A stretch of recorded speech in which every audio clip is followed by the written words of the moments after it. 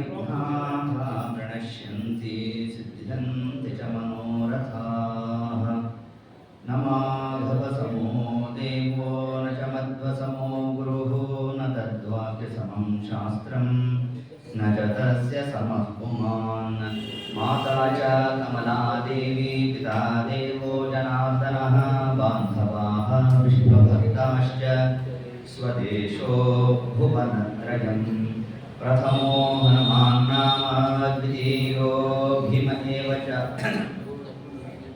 तृतीयस्तु भगवत्कार्यसाधकः।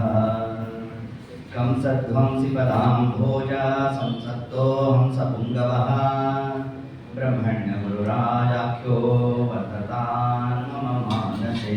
तं वन्दे नृसिंहतीर्थनिलयं श्रीव्यासराट्पूजितम् ध्यायन्तं मनसा नृसिंहचरणं श्रीपादराजं गुरुम् अर्तिकल्पितकल्पोऽयं प्रत्यतिकरकेसरी व्यासतीर्थगुरुर्भूयात्। अस्मद् इष्टार्थसिद्धये कामधेनु यथा पूर्वं सर्वाभीष्टफलप्रदात्तापदो वादिराज श्रीपादो अभिषदः सदां भूतराज नमस्तुभ्यं वादिराज गुरोर्प्रियः विद्राव सर्वभादानः सदत्वं रक्षणं कुरु। पूज्याय राघवेन्द्राय सत्यधर्मरताय च भजतां कल्पवृक्षाय नमतां कामधेनवे ध्रुवादिध्वान्तरवये वैष्णवेन्दीवरेन्दवे श्री राघवेन्द्र गुरवे नमो अत्यंत दयालु।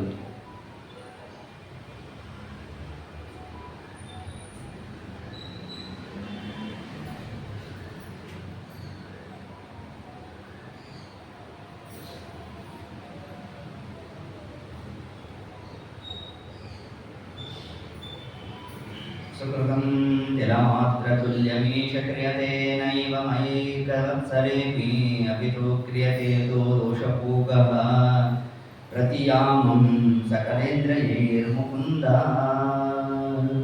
श्रीगुरुभ्यो नमः। हरिः ओं। किञ्चित् पूर्वकथानुवादः। ಸಾಧನೆಯ ಕ್ರಮವನ್ನು ವಿಜೇಂದ್ರ ಸ್ವಾಮಿಗಳು ಬಹುಪ್ರಕಾರೇಣ ತಾವು ತಿಳಿಸ್ತಾ ನತಯೋ ನಾಕೃತಾಃ ಪ್ರದಕ್ಷಿಣಾಶ್ಚ. ಪರಮಾತ್ಮನಿಗೆ ನಮಸ್ಕಾರ ಮಾಡತಕ್ಕಂಥದ್ದು ಅತಿ ಮುಖ್ಯವಾದ ಒಂದು ಅಂಗ ಅನ್ನೋದನ್ನು ನಮಗೆ ತಿಳಿಸ್ತಾ,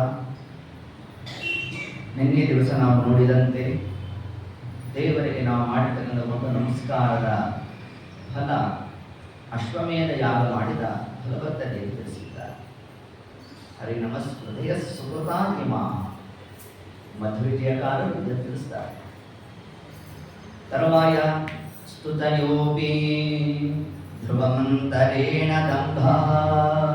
ಇನ್ನು ಪರಮಾತ್ಮನನ್ನ ಸ್ತೋತ್ರ ಮಾಡತಕ್ಕಂಥದ್ದೇನಿದೆ ಇದು ಅವಶ್ಯವಾಗಿ ನಾವು ಮಾಡಬೇಕು ಅಂತ ತಿಳಿಸಿದ್ದಾರೆ.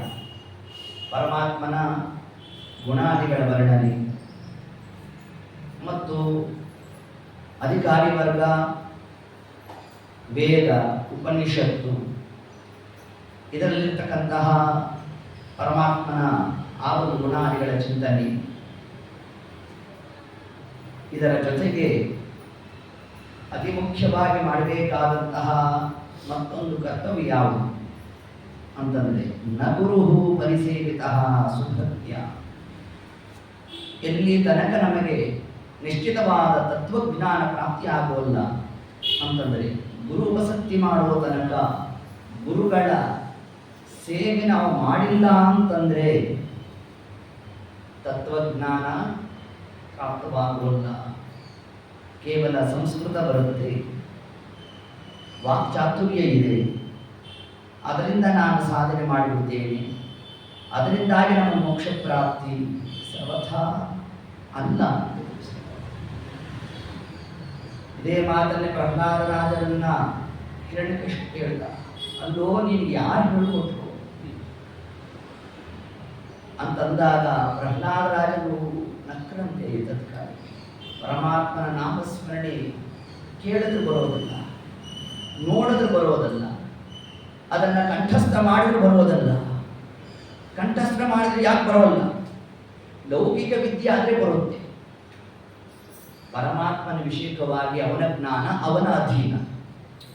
ನೋಡಿ, ಈಗ ಲೌಕಿಕವಾದಂತಹ ಸೈನ್ಸು ಮ್ಯಾಥ್ಸ್ ಎಲ್ಲ 100ಕ್ಕೆ 100 ತಗೋಬೇಕು ಅಂತಂದ್ರೆ ಸೈನ್ಸ್ ಬಂದ್ಬಿಟ್ಟು ನಮಗೆ ಅನುಗ್ರಹ ಮಾಡಬೇಕಾದೇನಿಲ್ಲ. ಸೈನ್ಸ್ ಅನುಗ್ರಹ ಮಾಡಿಬಿಡ್ತು, ಅದಕ್ಕೆ ನಂಗೆ 100ಕ್ಕೆ 100 ಬಂತು, ಹಾಗೇನಾರು ಶಬ್ದ ಇದೆಯಾ? ನಾನು ಪರಿಶ್ರಮ ಹಾಕಿದೆ, ನಾನು ಅಂಕವನ್ನು ತಗೊಂಡೆ, ಇದು ಕ್ರಮ. ಆದರೆ ದೇವರ ವಿಷಯದಲ್ಲಿ ನಾನು ಪರಿಶ್ರಮ ಹಾಕದೆ ದೇವರ ನಾಮಸ್ಮರಣೆ ನನಗೆ ಬಂತು ಅಲ್ಲ. ಪರಿಶ್ರಮ ಇರಬೇಕು, ಜೊತೆಗೆ ಜೀವನ ಯೋಗ್ಯತಾ ಇರಬೇಕು, ಭಗವದ್ ಅನುಗ್ರಹ ಪ್ರಾಪ್ತಿಯಾಗಬೇಕು, ಪರಮಾತ್ಮ ನಮ್ಮಲ್ಲಿ ನಿಂತು ತಾನು ನುಡಿಸ್ಬೇಕು. ಆಗ ಮಾತ್ರ ಅವನ ವಿಷಯಕವಾದಂತಹ ಜ್ಞಾನ ಅವನಿಂದಲೇ ಪ್ರದತ್ತವಾಗಬೇಕೇ ಹೊರತಾಗಿ ನಾವು ಮಾಡ್ತೇವೆ ಅಂತಂದ್ರೆ ಅದು ಆಗೋ ಕಾರ್ಯ ಅಲ್ಲ. ಹಾಗಾದ್ರೆ ಪರಮಾತ್ಮನ ವಿಷಯಕವಾದಂತಹ ಜ್ಞಾನ ಅವನಿಂದಲೇ ನಮಗೆ ಪ್ರದತ್ತವಾಗಬೇಕು ಅಂತಂದ್ರೆ ನಾವೇನು ಮಾಡಬೇಕು ಅಂತಂದ್ರೆ ಅದಕ್ಕೆ ಪ್ರಹ್ಲಾದರಾಜರು ಕೊಟ್ಟಂತಹ ಉತ್ತರ ತಾವು ತಿಳಿಸ್ತಾರೆ. ಈ ಹರಿನಾಮ ಸ್ಮರಣೆ ನಾನೇನು ಇಂತಹ ದೈತ್ಯ ಬಾಲಕರ ಮಧ್ಯೆ ಇದ್ದು ದೈತ್ಯ ಗುರುಗಳು ಪಾಠ ಮಾಡ್ತಾ ಇದ್ರು, ಮತ್ತು ದೈತ್ಯ ಸ್ವರೂಪ ಯಾರು? ಹಿರಣ್ಯಕಶಿಪು. ಇವರ ಮಧ್ಯದಲ್ಲಿ ಧಡಿಸಿನಲ್ಲಿ ಆ ಒಂದು ಹರಿನಾಮ ಸ್ಮರಣೆ ಕೂತಿದೆ ಅಂತಂದ್ರೆ ಏನ್ ಕಾರಣ? ಮಹೀಯಸಾಂ ಯತ್ ಪಾದರಜೋಭಿಷೇಕಂ. ಪ್ರಹ್ಲಾದರಾಜರಿ ಮಾತನ್ನು ಉಲ್ಲೇಖ ಮಾಡ್ತಾರೆ. ಯಾವ ಜನ್ಮದಲ್ಲಿ ಇದೊಂದು ಶಬ್ದ, ಸೋತ್ತಮರ ಪಾದದ ಧೂಳಿನ ಕಣವನ್ನ ಶಿರಸಾ ಧಾರಣೆ ಮಾಡಿದ್ನೋ ಅದರ ಫಲ ಇವತ್ತು ಇಂತಹ ದೈತ್ಯ ಯೋನಿಯಲ್ಲಿ ಬಂದಿದ್ರು ಭಗವತ್ ಅನುಗ್ರಹ ಪ್ರಾಪ್ತಿಯಾಯಿತು ಅಂತ ತಿಳಿಸುತ್ತಾರೆ.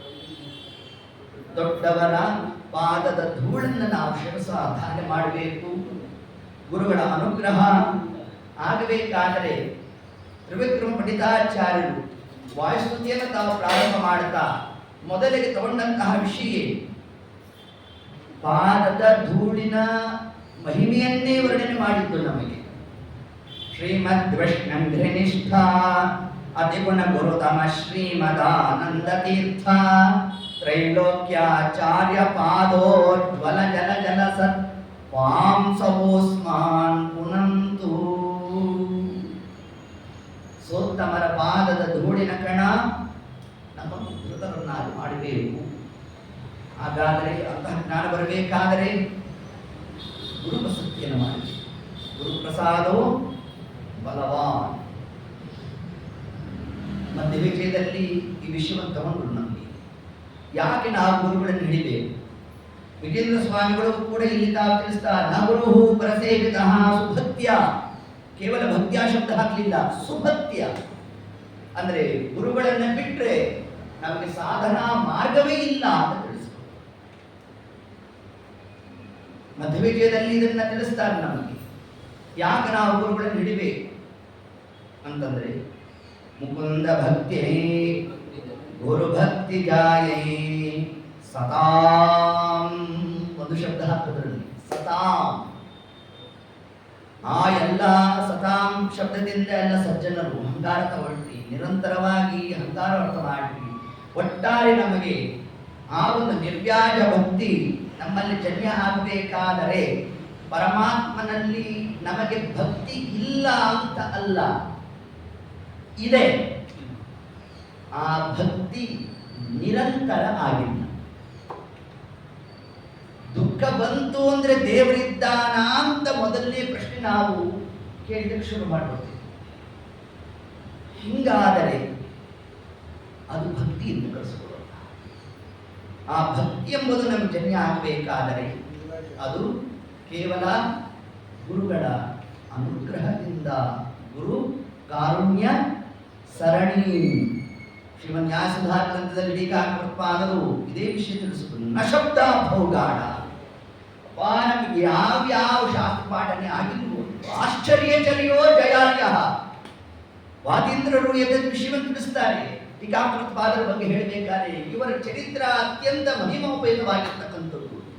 ಆಶ್ಚರ್ಯ. ಯಾಕೆ ಆಶ್ಚರ್ಯ? ಏನು 18-20 ವರ್ಷದ ತನಕ ಅಸ್ತ್ರವಿದ್ಯಾ ಶಸ್ತ್ರವಿದ್ಯಾ ಇದರಲ್ಲಿ ವಿಶಿಷ್ಟವಾದಂತಹ ಒಂದು ಪರಿಣಿತಿಯಿಂದ ಪಡೆದಿರತಕ್ಕಂಥವರು. 20ನೇ ವಯಸ್ಸಿಗೆ ಸನ್ಯಾಸ, ಸುಮಾರು 40-41 ವರ್ಷಕ್ಕೆ ತಾವು ಜ್ಞಾನ ಪ್ರವೇಶ. ಅಷ್ಟರಲ್ಲಿ 18 ಗ್ರಂಥಗಳು ತಾವು ರಚನೆ ಮಾಡಿರ್ತಕ್ಕಂಥದ್ದು. 3 ಸ್ವತಂತ್ರ ಗ್ರಂಥವನ್ನು ತಾವು ರಚನೆ ಮಾಡಿರುವುದು. ಶ್ರೀಮದ್ ನ್ಯಾಯಸುಧಾ ಅನ್ನೋ ಗ್ರಂಥವನ್ನು ತಾವೇ ರಚನೆ ಮಾಡಿಕೊಟ್ಟಿದ್ದಾರೆ. ಇಷ್ಟೆಲ್ಲ ಆದದ್ದು ಹೇಗೆ ಅಂತಂದ್ರೆ ಗುರುಕಾರನ ಹೆಸರು. ಸಾಕ್ಷಾತ್ ಇಂದ್ರದೇವರಿಗೆ ಮಾತನ್ನು ತಿಳಿಸ್ತಾ ಇದ್ದಾರೆ. ಏನಂತ? ನಾವು ಹಿಂದೆ ಮಧ್ವರಾಯರು ಪಾರಾಯಣ ಮಾಡತಕ್ಕಂತಹ ಗ್ರಂಥಗಳನ್ನ ಹರುಷದಿಂದ ಎತ್ತಾಗಿರಲು ಅದಕ್ಕೆ ಆಚಾರ್ಯ ಅನುವ್ಯಾಖ್ಯಾನ ಗ್ರಂಥಕ್ಕೆ ಯಾರು ಟೀಕೆ ಬರೀತಾರೆ ಅಂತ ಅನೇಕ ಗೃಹಸ್ಥಾಶ್ರಮ ಶಿಷ್ಯರೆಲ್ಲ ಪ್ರಶ್ನೆ ಮಾಡಿದಾಗ ಏಷಃ ಹೋರಾಟ ಈ ಎತ್ತು ಬರೆಯುತ್ತೆ ಅಂದ್ರಂತೆ. ಆ ಮಾತು ಎಷ್ಟು ಸತ್ಯ ಆಗೋಯಿತು ಅಂತಂದ್ರೆ ಮುಂದೆ ಈ ಕಾಮೃತ್ಪಾದರು ಅಂತ ಏನೋ ಒಂದು ಆ ಒಂದು ನಾಮಕ್ಕೆ ಪ್ರಾಪ್ತಿ ಆಯಿತು. ಇಷ್ಟೆಲ್ಲ ದೊಡ್ಡವರ ಅನುಗ್ರಹ ಗುರು ಶಕ್ತಿಯಿಂದ ಗುರುಗಳ ಸೇವೆಯನ್ನು ನಡೆಸಬೇಕು ಅಂತ ತಿಳಿಸಿದ್ದಾರೆ. ಕನ್ನಡದಲ್ಲಿ ಒಂದು ಪದಪದ್ಯ ಸುಳಾದಿಯನ್ನ ಏನು ಬರೆದು ಕೊಟ್ಟಿದ್ದಾರೆ ಮಹಾನುಭಾವರು ವಿಜಯದಾಸರು ಅಂತ. ಅವರಿಗೆ ಮತ್ತೊಂದು ನಾಮ ಏನು? ಸುಳಾದಿದಾಸರು. ಸುಳಾದಿದಾಸರು ಅಂತ ಅವರಿಗೆ ಹೆಸರು ಬರಬೇಕಾದ್ರೆ ಏನು ಸುಳಾದಿಗಳು ಅಂದ್ರೆ ಸಾಮಾನ್ಯ ಅಲ್ಲ. ಪದ್ಯ ರಚನೆಗಿಂತ ಕ್ಲಿಷ್ಟ. 10 ದೇವರ ನಾಮದಲ್ಲಿರೋ ಸಾರವನ್ನ ಒಂದು ಸುಳಾದಿಯಲ್ಲಿ ಸೇರಿಸಿರಬೇಕು. ಎಲ್ಲ ಗೂಢಾರ್ಥ ರಹಸ್ಯವಾಗಿರಬೇಕು ವಿಷಯ. ಹೀಗೆ ಅಂತಹ ಎಲ್ಲ ಎಷ್ಟು ಭಾಗ ಮಾಡಿಕೊಟ್ಟಿದ್ದಾರೆ ಅದನ್ನು ಅವಲೋಕನ ಮಾಡಿದ್ರೆ ಗೊತ್ತಾಗ್ತದೆ ನಮಗೆ. ತೀರ್ಥಕ್ಷೇತ್ರ ಸುಳಾದಿಗಳು ಅಂತ ಯಾವ್ಯಾವ ಕ್ಷೇತ್ರದಲ್ಲಿ ಏನೇನು ಆ ಕ್ಷೇತ್ರ ಮಹಿಮಾ, ಪ್ರತಿಪಾದ್ಯ ರೂಪ ಯಾವುದು, ಯಾವ ದೇವತೆಗಳಿಂದ ಪರಮಾತ್ಮ ಸೇವಿತನಾಗಿದ್ದಾನೆ, ಅಲ್ಲಿರ್ತಕ್ಕಂತಹ ತೀರ್ಥದ ಮಹಿಮೆ ಏನು, ತೀರ್ಥದ ಅಭಿಮಾನಿ ದೇವತೆ ಯಾರು, ತೀರ್ಥದಲ್ಲಿ ಅಭಿಮನ್ಯನಾದ ಪರಮಾತ್ಮನ ರೂಪ ಯಾವುದು, ಇದೆಲ್ಲ ಸಮಗ್ರವಾಗಿ ಉಲ್ಲೇಖವಾಗಿರ್ತಕ್ಕಂಥದ್ದು ತೀರ್ಥಕ್ಷೇತ್ರ ಸುಳಾದಿ. ಉಪಾಸನಾ ಭಾಗ ಅದರಲ್ಲಿ ಬಂದಿರತಕ್ಕಂಥದ್ದೇ ಚಕ್ರಾಬ್ಜ ಮಂಡಲ, ಅದೇ ಕಂಕಣಾಕಾರ ಸುಳಾದಿ. ಏನ್ ನೇರವಾಗಿ ಶ್ರೀಮದಾಚಾರ್ಯ ಕೊಟ್ಟಿರ್ತಕ್ಕಂತಹ ತಂತ್ರಸಾರ ಸಂಗ್ರಹದಲ್ಲಿರ್ತಕ್ಕಂಥದ್ದೇ ಚಕ್ರಾಬ್ಜ ಮಂಡಲ. ಆ ಪೂಜ್ಯಶ್ಚ ಭಗವಾನ್ ವಿಷ್ಣು ಚಕ್ರಾಬ್ಜಾಬ್ದಿಕ ಮಂಡಲೆ ಅಂತ ಏನು ಆಚಾರ್ಯ ತಿಳಿಸಿದ್ದಾರೆ. ಪರಮಾತ್ಮನ ಪೂಜಾ ಅಂತಂದ್ರೆ ಅದು ಅದ್ಯಾಪ್ ಯಾವುದರ ದ್ವಾರ? ಚಕ್ರಾಬ್ಜ ಮಂಡಲದಲ್ಲೇ ದೇವರ ಪೂಜೆ ಹೇಗೆ ಮಾಡಬೇಕು ಅದನ್ನು ಉಲ್ಲೇಖ ಮಾಡಿಕೊಟ್ಟಿರ್ತಕ್ಕಂಥದ್ದೇ ಕಂಕಣಾಕಾರ ಸುಳಾದಿ. ಎಷ್ಟು ರಹಸ್ಯ ಅಂಶವನ್ನ ವಿಜಯರಾಯ ತಾವು ಉಲ್ಲೇಖ ಮಾಡಿಕೊಟ್ಟಿದ್ದಾರೆ ಅಂತಂದ್ರೆ ಸುಲಭ ಕನ್ನಡ ಪದಗಳಲ್ಲಿ ತಾವು ಕೊಟ್ಟು ಆಚೆ ಈಚೆ ಓಂಕಾರವನ್ನು ಲಿಪಿಸಿ ಅಮ್ಮಹ ಆ ಒಂದು ಶಬ್ದವನ್ನು ಮೀನಾಕ್ಕನಯ್ಯನ ಆ ನಾಮವನ್ನು ಶಂಕೆ ಇಲ್ಲದೆ ಲಿಪಿಸಿ, ಅಲ್ಲಿ ಶಂಕೆ ಇಲ್ಲದೆ ಯಾಕೆ ಕೊಟ್ಟು ಅದೊಂದು ದೊಡ್ಡ ವ್ಯಾಖ್ಯಾನ ನೋಡ್ರಿ. ಹಿಂಗೆ ವಿಜಯರಾಯರು ಏನು ಆ ಕ್ರಮದಲ್ಲಿ ತಾವು ಕೊಟ್ಟಿರತಕ್ಕಂಥದ್ದಿದೆ, ಇದು ಒಂದು ಜನ್ಮದಲ್ಲಿ ಬಂದು ಮಾಡಿರ್ತಕ್ಕಂಥ ಸಾಧನೆ ಅಲ್ಪ ಅದು ತಿಳಿಸ್ತಾರೆ. ಇವರೇ ಹಿಂದೆ ನಮ್ಮ ಪುರಂದರ ದಾಸರ ಮನೆಯಲ್ಲಿ ಹಸುವಾಗಿದ್ದು ಸೇವೆ ಮಾಡಿ ಕರುವಾಗಿ ಬಂದವರು ಜಗನ್ನಾಥದಾಸರು, ಹಸುವಾಗಿದ್ದವರು ನಮ್ಮ ವಿಜಯದಾಸರು ಭೃಗುಮುನಿಗಳು. ತಾವು ಬಂದು ಸೇವೆ ಮಾಡಿ ಅಷ್ಟು ಮಾತ್ರ ಅಲ್ಲ, ಮುಂದೆ ಮಧ್ವಪತಿಯಾಗಿ ಬಂದು ಅಲ್ಲಿದ್ದು ಇನ್ನೊಂದಷ್ಟು ಸೇವೆ ಮಾಡಬೇಕು. ನೋಡಿ, ಗುರುಗಳ ಅನುಗ್ರಹ ಎಷ್ಟು ಇರಬೇಕು ಅಂತಂದ್ರೆ ಇನ್ನೇನು ಪುರಂದರ ದಾಸರು ತಾವು ದೇಹವನ್ನು ಬಿಡಬೇಕು ಆ ಕಾಲಕ್ಕೆ ಮಧ್ವಪತಿ ಬಂದಂತೆ ನಿಮ್ಮ ಸಂಕಲ್ಪ ಪೂರ್ಣ ಆಗ್ಲಿಲ್ವಲ್ಲ ಅಂತ 5 ಲಕ್ಷ ಪದಪದ್ಯ ಸುಳಾದಿಯನ್ನು ಬರೀತೇವೆ ಅಂತ ಪುರಂದರ ದಾಸರ ಸಂಕಲ್ಪ ಎಷ್ಟು ಪೂರ್ಣ ಆಗಿತ್ತು. ಲಕ್ಷ್ಮೀಪತಿಯ ಪಾದದಲ್ಲಿ ಲಕ್ಷವಿಟ್ಟು ವ್ಯಾಸರಾಯರ ಶಿಕ್ಷೆಯಿಂದಂಕಿತವಗೊಳ್ಳುತ್ತಾ ಅಧಿಪದ ಕೊರತೆ 5 ಲಕ್ಷ ಪದ, ಅಧಿಪದ ಕೊರತೆ 4,75,000 ದೇವರ ನಾಮವನ್ನು ಬರೆದಿದ್ರು. ಈ 25,000 ಪೆಂಡಿಂಗ್ ಇತ್ತು, ಪೂರ್ಣ ಆಗಿಲ್ವಲ್ಲ. ನೀನಿದೆಯಲ್ಲೋ ಈ ಜನ್ಮದಲ್ಲಿ ಆಗುತ್ತಾ? ಯಾರು ಮಧ್ವಪತಿ ಇದಿಲ್ಲ ಅಂದ್ರೆ ಮುಂದಿನ ಜನ್ಮ, ಆ ಮುಂದಿನ ಜನ್ಮವೇ ದಾಸರಾಯನ ದಯವ ಸೂಸಿ ಪಡೆದನ. ಅದರ ಆಚಾರ್ಯರ ಗ್ರಂಥಗಳ ಸಾರವನ್ನ ಪ್ರಾಕೃತ ನುಡಿಗಳಲ್ಲಿ ಲಿಖಿಸಬೇಕಾದ್ರೇನೆ ಜನ್ಮ ಜನ್ಮಗಳ ಸಾಧನೆ ಬೇಕು, ಗುರುಗಳ ಒಂದು ಅನುಗ್ರಹ ಪ್ರಾಪ್ತಿ ಆಗಬೇಕು ಅಂತ ತಿಳಿಸ್ತಾರೆ. ಅದಕ್ಕೆ ವಿಜೇಂದ್ರ ಸ್ವಾಮಿಗಳು ಒಂದು ಶಬ್ದ ತಾವು ಹಾಕಿದ್ದಾರೆ ಅಂತಂದ್ರೆ ಏನಾದರೂ ಮಹಿಮಾ, ಸುಭಕ್ತ್ಯ ಪರಿಸೇವಿತ. ನೋಡಿ, ಸುಭಕ್ತ್ಯ ಸು ಒಂದು ವಿಶೇಷಣ, ಸೇವಿತ ಅಲ್ಲ, ಪರಿಸೇವಿತ. ವಿಶಿಷ್ಟವಾದ ಸೇವೆಯನ್ನು ಮಾಡ್ರಿ, ಮಾಡಿದಾಗ ಮಾತ್ರ ಈ ಗುರುಗಳ ಅನುಗ್ರಹ ಆಗಬೇಕು. ಈ ಗುರುಗಳ ಅನುಗ್ರಹ ದ್ವಾರದಿಂದ ನಿಯತ ಗುರುಗಳ ಆಗಮನ ಆಗಬೇಕು. ನಮ್ಮ ನಿಮ್ಮ ಸಾಧನೆಗೆ ಮಾರ್ಗದರ್ಶಕರು ಯಾರು? ನಿಯತ ಗುರುಗಳು. ಇವಾಗ ನಾವು ಸ್ವರೂಪೋದ್ಧಾರಕರು ಅಂತ ಏನಂತೇವಲ್ಲ, ಅದು ನಿಯತ ಗುರುಗಳಿಗೆ ನಾವು ಅದ್ಯಾಪಿ ಬಳಸೋ ಶಬ್ದ. ಆದರೂ ಇವರು ಅದಕ್ಕೆ ಸಲಕರಣೆ ಆಗಿದ್ದಾರೆ ಅಂತ ಗುರುಗಳನ್ನು ನಾವು ಸ್ವರೂಪೋದ್ಧಾರಕರು ಅಂತ ಶಬ್ದವನ್ನು ಪ್ರಯೋಗ ಮಾಡ್ತೇವೆ.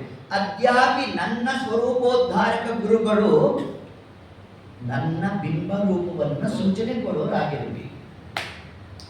ಇವರನ್ನ ನಾವು ಹೇಳೋದು ಬಾಧಕ ಏನಲ್ಲ, ಯಾಕೆಂದ್ರೆ ಆ ಮಾರ್ಗವನ್ನ ನಮಗೆ ತೋರಿಸ್ತಾ ಇದ್ದಾರೆ.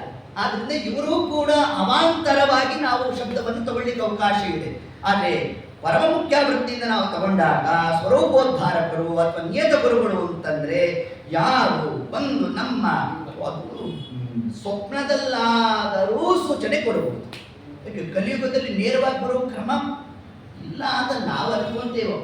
ಯಾಕೆಂದ್ರೆ ಬರ್ತಕ್ಕಂತಹ ಗುರುಗಳು ಯಾರಾಗಿರ್ಬೇಕು? ಅಪರೋಕ್ಷ ಜ್ಞಾನಿಗಳಾಗಿರ್ಬೇಕು. ಯಾಕಂದ್ರೆ ನನ್ನ ಸ್ವರೂಪದ ಒಳಗಡೆ ಇರೋ ಭಗವದ್ ರೂಪವನ್ನು ತೋರಿಸಬೇಕಾದರೆ ಅವರು ಅಪರೋಕ್ಷಗಳಾಗಿರ್ಬೇಕು. ಅವರ ಬಿಂಬ ರೂಪವನ್ನ ಶಿಷ್ಯನಿಗೆ ತಿಳಿಸಬೇಕು. ಅವರ ಪರಮ ಗುರುಗಳ ಬಿಂಬ ರೂಪವನ್ನ ಶಿಷ್ಯನಿಗೆ ಸೂಚನೆ ಕೊಡಬೇಕು. ಇದೆಲ್ಲ ಬಿಂಬೋಪಾಸನೆಯಲ್ಲಿ ಬರ್ತಕ್ಕಂತಹ ಕ್ರಮ. ನನ್ನ ಬಿಂಬರೂಪಿಯನ್ನ ಆದ ಪರಮಾತ್ಮನನ್ನ ಹೀಗೆ ಯಾವುದೋ ಒಂದು ರೂಪ, ಕೃಷ್ಣ ರೂಪ ಅಂತ ಇಟ್ಕೊಳ್ಳಿ. ನಮ್ಮ ನಿಯತ ಗುರುಗಳು ಬಂದರು, ನಿನ್ನ ಬಿಂಬ ರೂಪನಾದಂತಹ ಭಗವದ್ ರೂಪ ಅದು ಕೃಷ್ಣ ಅಂತ ಅಂದ್ರು ಅನ್ಕೊಳ್ಳಿ, ಆಯ್ತಾ? ಆ ಕೃಷ್ಣ ರೂಪವನ್ನು ತಗೊಂಡು ನನ್ನ ನಿಯತ ಗುರುಗಳು ಯಾರಿದ್ದಾರೆ ಅವರ ಬಿಂಬ ರೂಪ ನರಸಿಂಹ ಅಂತ ಅನ್ಕೊಳ್ಳಿ. ಆ ನರಸಿಂಹ ರೂಪದೊಟ್ಟಿಗೆ ಕೃಷ್ಣ ರೂಪವನ್ನಿಟ್ಟು ಪೂಜೆ ಮಾಡಬೇಕು. ಆ ಕೃಷ್ಣ ರೂಪ ನರಸಿಂಹ ರೂಪವನ್ನು ತಗೊಂಡು ನನ್ನ ನಿಯತ ಗುರುಗಳ ಗುರುಗಳು ಅವರ ಹೃದಯದಲ್ಲಿಡಬೇಕು. ಅಲ್ಲಿಟ್ಟು ಪೂಜೆ ಮಾಡಬೇಕು. ಷೋಡಶೋಪಚಾರ ಪೂಜೆ ಮಾಡಬೇಕು. ತರುವಾಯ ಅಷ್ಟು ರೂಪವನ್ನು ತಂದು ಹೃದಯದಲ್ಲಿ ಧಾರಣೆ ಮಾಡ್ಕೋಬೇಕು. ಇಷ್ಟು ಕ್ರಮ ಇರ್ತಕ್ಕಂಥದ್ದು ಯಾವುದು? ನಿಯತ ಗುರುಗಳು ಬಂದ ಮೇಲೆ ಈ ಕೆಲಸ ಪ್ರಾರಂಭ. ಏತತ್ ಕ್ರಮದಿಂದ ಗುರುಗಳ ಒಂದು ಅವಶ್ಯಕತೆ ಎಷ್ಟಿದೆ ನಮಗೆ. ವಿಜೇಂದ್ರ ಸ್ವಾಮಿಗಳು ಯಾಕೆ ಪರಿಸೇವಿತ ಸುಭಕ್ತ್ಯ, ಯಾಕೆ ಗುರುಗಳ ಸೇವೆಯನ್ನ ಇಷ್ಟು ಮಹತ್ವ ಕೊಡ್ತಾ ಇದ್ದಾರೆ ಅಂತಂದ್ರೆ, ಆ ಗುರುಗಳ ಅನುಗ್ರಹ ಆಗಿಲ್ಲ ಅಂತಂದ್ರೆ ಎಷ್ಟು ಅನುಗ್ರಹ, ಆ ಒಂದು ಶಬ್ದ ಆಯ್ತು ಸಾಕಂತೆ ಸಿದ್ಧಿಯಾಗುತ್ತದೆ. ಕನಕದಾಸರು ಹೋದಾಗ ನಮ್ಮ ವ್ಯಾಸರಾಜರು ಏನಂದ್ರು? ಕೋಣ ಮಂತ್ರ ಅಂತ ಕೊಟ್ಟರು. ಯಾಕೆ ಕೊಟ್ಟರು? ಅವರ ಸ್ವರೂಪ ಹೇಳಿಬಿಟ್ರು. ಯಾಕೆ? ಸಾಕ್ಷಾತ್ ಕನಕದಾಸರು 12ನೇ ಕಕ್ಷೆಯಲ್ಲಿ ಬರ್ತಕ್ಕಂತಹ ಯಮಧರ್ಮರಾಜ ಆ ಸೂಚನೆ ಕೊಟ್ಟಿರ್ತಕ್ಕಂಥದ್ದು. ದೊಡ್ಡವರ ಬಾಯಿಂದ ಒಂದು ಮಾತು ಬಂತು ಅಂತಂದ್ರೆ ಎಷ್ಟು ಮಹಿಮಾ. ಆ ಮಂತ್ರ ಅವರಲ್ಲಿ ಸಿದ್ಧಿ ಆಗೋಣ. ವಿಶಿಷ್ಟವಾದಂತಹ ಅವರ ಒಂದು ಪದ ಪದ್ಯಗಳನ್ನ ನೋಡಬೇಕು. ಮುಂಡಿಗೆ ದಾಸರು ಅಂದ್ರೆ ಯಾರು? ಕನಕದಾಸರು. ಅಂತಹ ಮುಂಡಿಗೆಗಳಲ್ಲಿ ಒಂದು ಮುಂಡಿಗೆ ಒಂದು ಶಬ್ದವನ್ನು ನಾವು ಹೊಡಿಬೇಕು ಅಂದ್ರೆ ಇಡೀ ಮಹಾಭಾರತ ರಾಮಾಯಣ ತಳಕನಕ ನಾವು ಓದಿದ್ರು ಅರ್ಥವಾಗಿರೋದು. ಹಂಗ ರಚನೆ ಮಾಡಿ ಅಂತಹ ಸಾಮರ್ಥ್ಯ ಬಂದದ್ದು ಯಾರಿಂದ? ಗುರುಗಳ ಉಪಸಕ್ತಿಯಿಂದ. ಇಷ್ಟು ಕ್ರಮದಲ್ಲಿ ಏನು ನಮ್ಮ ವಿಜೇಂದ್ರ ಸ್ವಾಮಿಗಳು ತಾವು ತಿಳಿಸಿದ್ದಾರೆ. ಸಮಸ್ತವಾದ ಪಾಪಗಳು ನಿವೃತ್ತಿ ಆಗಬೇಕು. ಪಾಪಗಳು ನಿವೃತ್ತಿ ಆಗಬೇಕು ಅಂತಂದ್ರೆ ದೊಡ್ಡವರ ಪಾದವನ್ನು ಹಿಡಿಬೇಕು. ಅವರ ಪಾದದ ಧೂಳು ಶಿರಸ ನಾವು ಧಾರಣೆ ಮಾಡಬೇಕು. ಹೀಗೆ ಧಾರಣೆ ಮಾಡಿದಾಗ ಮಾತ್ರ ನಮಗೆ ಶುಭ ಶಾಸ್ತ್ರ ಶ್ರವಣಂ ಕಥಾ ತತಃ ಸ್ಯಾತ್. ಒಳ್ಳೆ ಏನು ಆ ಶ್ರೀಮದಾಚಾರ್ಯರ ಒಂದು ತತ್ವಜ್ಞಾನ ಆ ಒಂದು ಶಾಸ್ತ್ರದ ಸಾರ ನಮಗೆ ರುಚಿಸಬೇಕಾದರೆ ಗುರುಗಳ ಅನುಗ್ರಹ ಇರಬೇಕು. ಇಷ್ಟು ಕ್ರಮದಲ್ಲಿ ಆ ಗುರು ಸೇವೆಯನ್ನ ನಾವು ಮಾಡಬೇಕು ಅಂತ ಹೇಳ್ತಾ ಭೂಮಿ ಯದ್ಯಪಿ ಪಾಪಿನೋ ವಸಂತಿ ಶ್ರಮಭಾಜ, ಹೀಗೆ ದೊಡ್ಡವರು ಆ ಗುರು ಪರಂಪರಾ ಇದ್ರೂ ಕೂಡ ಅದಕ್ಕೆ ಪ್ರತಿನಿತ್ಯ ನಮಸ್ಕಾರ ಮಾಡಬೇಕಾದ್ರೆ ಏನು ಕ್ರಮ? ದ್ವಾದಶ ಗುರುಗಳಿಗೆ ನಮಸ್ಕಾರ, ಅದು ಇಲ್ಲ ಅಂದ್ರೂ 7 ಮಂದಿಗೆ ನಮಸ್ಕಾರವನ್ನ ನಮಗೆ ತಿಳಿಸಿದ್ದಾರೆ. ವೇದವ್ಯಾಸಾಯ ನಮಃ, ಭಾರತೀಯೇ ನಮಃ, ಸರಸ್ವತಿಯೇ ನಮಃ, ವಾಯುವೇ ನಮಃ, ಬ್ರಹ್ಮಣೇ ನಮಃ, ಭಾಗ್ಯ ದೇವತಾ ಮಹಾಲಕ್ಷ್ಮೀ ನಮಃ, ಸಕಲ ಸಚ್ಚಾಸ್ತ್ರ ಪ್ರತಿಪಾದ್ಯ ಶ್ರೀಕೃಷ್ಣಾಯ ನಮಃ, ಮೋಕ್ಷಪ್ರದ ವಾಸುದೇವಾಯ ನಮಃ. ಇದಿಷ್ಟು ನಾವು ದೇವರ ಪೂಜೆ ಕಾಲಕ್ಕೆ ಹೇಳಿಬಿಡ್ತೇವೆ. ತಂತ್ರಸಾರ ರೀತಿಯಾಗಿ ಪದ್ಯಮಾಲಾದಲ್ಲೂ ಟೀಕಾಕೃತ್ಪಾದದಲ್ಲಿ ತಿಳಿಸಿದ್ದಾರೆ. ಸಂಕ್ಷಿಪ್ತವಾದ ಯಾವುದೇ ದೇವ ಪೂಜಾ ಪದ್ಧತಿ ಪುಸ್ತಕ ತಗೊಂಡ್ರು ಇದರಿಂದ ಪ್ರಾರಂಭ ಆಗೋಗಿರುತ್ತೆ. ಯಾಕೆ ಇಷ್ಟು ಕ್ರಮವನ್ನು ಕೊಟ್ಟರು ಅಂತಂದ್ರೆ ಇದರಲ್ಲಿ ಬಂದಿರತಕ್ಕಂಥದ್ದೇ ಪರಶುಕ್ಲರು ಅಷ್ಟು ಮಂದಿಯನ್ನು ಸೇರಿಸ್ತಾ ಅವರಿಂದ ಪರನಾದ ಪರಮಾತ್ಮನಿಗೆ ನಮಸ್ಕಾರ, ಇಷ್ಟು ಅಂಶವನ್ನು ತಿಳಿಸ್ತಾರೆ. ಅದ್ರ ಮೊದಲಿಗೆ ಪ್ರಾರಂಭ ಆಗೋದು ವೇದವ್ಯಾಸಾಯ ನಮಃ, ಕೊನೆಗೆ ನಿಲ್ಲೋದು ಕೃಷ್ಣಾಯ ನಮಃ, ವಾಸುದೇವಾಯ ನಮಃ. ಹೌದಾ? ಹಾಗಾದ್ರೆ ಇಲ್ಲಿ ತಾರತಮ್ಯ ಬಿಡ್ತಲ್ಲ. ನೀವು ಹೇಳ್ಬೇಕಾದ್ರೆ ಒಂದಾಗಿ ಆರೋಹಣ ಅವರೋಹಣ ಕ್ರಮ ತಗೋಬೇಕಪ್ಪ. ನೀವು ಪೂಜಾ ಕಾಲದಲ್ಲೇ ತಾರತಮ್ಯದ್ದು ಇಲ್ಲಿ ಕ್ರಮ ಬಿಡ್ತಾ ಇದೆಯಲ್ಲ ಅಂತಂದ್ರೆ ಹೇಗೆ? ನಾವು ಬ್ರಹ್ಮಸೂತ್ರವನ್ನ ಉದ್ಗಾರ ಮಾಡಬೇಕಾದ್ರೆ ಆದಿ ಅಂತ್ಯದಲ್ಲಿ ಓಂಕಾರವನ್ನ ಹೇಳಬೇಕು. ಓಂಕಾರ ಹೇಳಿಲ್ಲ ಅಂದ್ರೆ ಏನು? ಪುಣ್ಯ ಹ್ರಾಸ ಅಂತ ತಿಳಿಸಿದ್ದಾರೆ. ಆ ಪುಣ್ಯ ಉಳಿಬೇಕಾದ್ರೆ ಏನ್ ಮಾಡಬೇಕು? ಓಂಕಾರ ಪ್ರತಿಪಾದ್ಯನಾದ ಪರಮಾತ್ಮನನ್ನ ನಾವು ಚಿಂತನೆ ಮಾಡಬೇಕು ಅಂತ ತಿಳಿಸಿದ್ರು. ಅದಕ್ಕೆ ವಾಯುಸ್ತುತಿಯನ್ನು ಬರೆದು ಕೊಟ್ಟಾಗ ಶ್ರೀಮದ್ ಆಚಾರ್ಯರು ಏನು ಮಾಡಿದ್ರು? ಆದಿ ಅಂತ್ಯದಲ್ಲಿ ಓಂಕಾರ ಪ್ರತಿಪಾದ್ಯನಾದ ನರಸಿಂಹದೇವರನ್ನ ಸ್ತೋತ್ರ ಮಾಡ್ರಿ ಅಂತಂದ್ರು. ಯಾಕೆ? ಈ ವಾಯುಸ್ತುತಿಯನ್ನು ಓದಿದಾಗ ಅಪಾರವಾದ ಪುಣ್ಯ ಜನ್ಯ ಆಗುತ್ತಂತೆ. ನಮಗೆ ಕೋಟಿ ಕೋಟಿ ಜನ್ಮ ಬಂದು ಹೋಗ್ತದಂತೆ. ಆ ಪುಣ್ಯ ಅನ್ಯರ ಪಾಲಾಗುವುದ್ರೆ ಅದೇನ ನಾವು ಹೇಳೋ ಕಾಲಕ್ಕೆ ಏನೋ ದೋಷ ಇರುತ್ತಪ್ಪ. ಆ ದೋಷ ಇದೆ ಅನ್ನೋ ಒಂದು ನಿಮಿತ್ತ ಮಾಡಿಕೊಂಡು ನಮ್ಮ ಪುಣ್ಯ ಹ್ರಾಸ ಆಗಬಾರದು. ಅದಕ್ಕಾಗಿ ನರಸಿಂಹದೇವರನ್ನ ಆದಿ ಅಂತ್ಯದಲ್ಲಿ ಚಿಂತನೆ ಮಾಡಿದ್ರೆ ಪುಸ್ತಕದಲ್ಲಿ ಹಾಳೆಗಳು ಭದ್ರವಾಗಿ ಇರಬೇಕು ಅಂದ್ರೆ ಆದಿ ಅಂತ್ಯದಲ್ಲಿ ಏನಿರಬೇಕು? ಬೈಂಡ್ ಇರಬೇಕು. ಹಾಗಾದ್ರೆ ನಮ್ಮನ್ನು ಬೈಂಡ್ ಮಾಡಿಟ್ಟಿರೋನು ಯಾರು? ಪರಮಾತ್ಮ. ಅದಕ್ಕೆ ವೇದವ್ಯಾಸಾಯ ನಮಃ, ವಾಸುದೇವಾಯ ನಮಃ.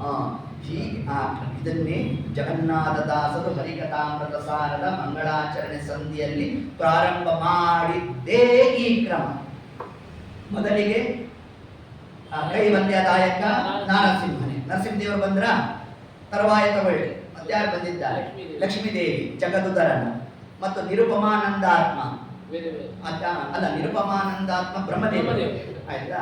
ಆಮೇಲೆ 6-3-2 ಗುರು ಪವಮಾನ ಸಲೆಹಮ್ಮ ವಾಯುದೇವರು ಬಂದರು. ಇದಾದ್ಮೇಲೆ ಚತುರವದನನ ರಾಣಿ ಸರಸ್ವತಿ ದೇವಿ ಬಂದ್ರು. ಕೃತಿ ರಮಣ ಪ್ರದ್ಯುಮ್ನ ನಂದನೆ ಭಾರತೀ ದೇವಿ ಬಂದ್ರು. ಅದಾದ್ಮೇಲೆ ಯಾರು ಬಂದ್ರು?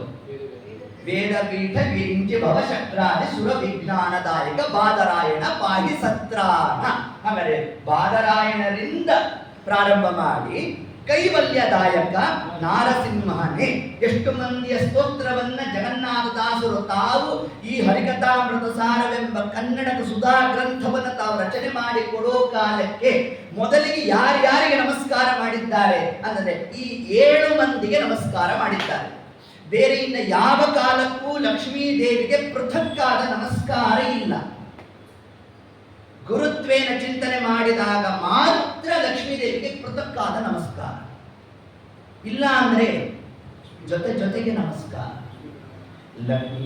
ವಿಷ್ಣುನಾ ಸಹಿತ ಧ್ಯಾತ. ಆಚಾರ್ಯ ಗೀತಾ ತಾತ್ಪರ್ಯದಲ್ಲಿ ಮಾತನ್ನು ತಾವು ತಿಳಿಸಿದ್ದಾರೆ.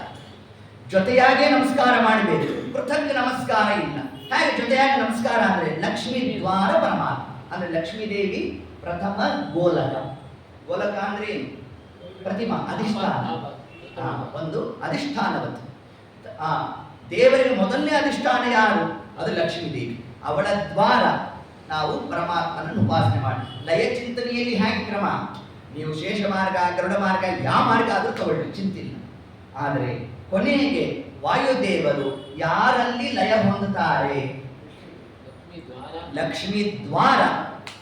ನೋಡಿ, ಲಯ ಹೊಂದೋದು ವಾಸುದೇವನಲ್ಲೇ, ಆದರೆ ದ್ವಾರ ಲಕ್ಷ್ಮೀ ದ್ವಾರ. ಆದ್ದರಿಂದ ಲಕ್ಷ್ಮೀದೇವಿ ಏನಾದ್ಲು? ಭಾಗ್ಯ ದೇವತಾ ಗುರುಸ್ಥಾನದಲ್ಲಿರೋದ್ರಿಂದಾಗಿ ಆ ಕಾಲಕ್ಕೆ ಅವಳಿಗೆ ಪೃಥಕ್ ಪ್ರತ್ಯೇಕವಾದ ನಮಸ್ಕಾರ ಉಂಟು. ನಾರಾಯಣಂ ನಮಸ್ಕೃತ್ಯ ನರಂಚೈವ ನರೋತ್ತಮಂ ದೇವೀಂ. ನೋಡಿ, ಅಲ್ಲೊಂದು ಶಬ್ದ ಹಾಕೋದ್ರಲ್ಲಿ ಪ್ರತ್ಯೇಕ ನಾರಾಯಣಂ ನಮಸ್ಕೃತ್ಯ. ಅದ್ಯಾಪಿ ನಾರಾಯಣ ಶಬ್ದದಲ್ಲೇ ಲಕ್ಷ್ಮೀದೇವಿ ಅಂತರ್ಗತನಾಗಿದ್ದಾಳೆ. ವಿಜೇಂದ್ರ ಸ್ವಾಮಿಗಳೇ ತಿಳಿಸಿರ್ತಕ್ಕಂತಹ ನಾರಾಯಣ ಶಬ್ದಾರ್ಥದಲ್ಲಿ ಎಷ್ಟು ಪ್ರಕಾರವಾಗಿ ಅರ್ಥ ಮಾಡ್ಲಿಕ್ಕೆ ಅವಕಾಶ ಉಂಟು ಅಂತಂದ್ರೆ, ನಾರಾ ಅಂತಂದ್ರೆ ಯಾರು? ಲಕ್ಷ್ಮೀದೇವಿ ಅಂತ ಮೊಟ್ಟ ಮೊದಲನೇ ಅರ್ಥ. ನಾರ ಶಬ್ದ ವಾಚ್ಯರು ಯಾರು? ಲಕ್ಷ್ಮೀದೇವಿ. ಯಾಕೆ? ಅರ ನ ನಾರ.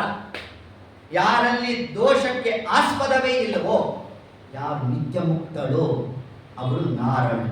ಅಂತಹ ನಿತ್ಯ ಮುಕ್ತಳಾದ ಲಕ್ಷ್ಮೀದೇವಿಗೂ ಅಯನ, ಯಾರು ಆಶ್ರಯದಾತನಾಗಿದ್ದಾನೋ ಅವನು ನಾರಾಯಣ.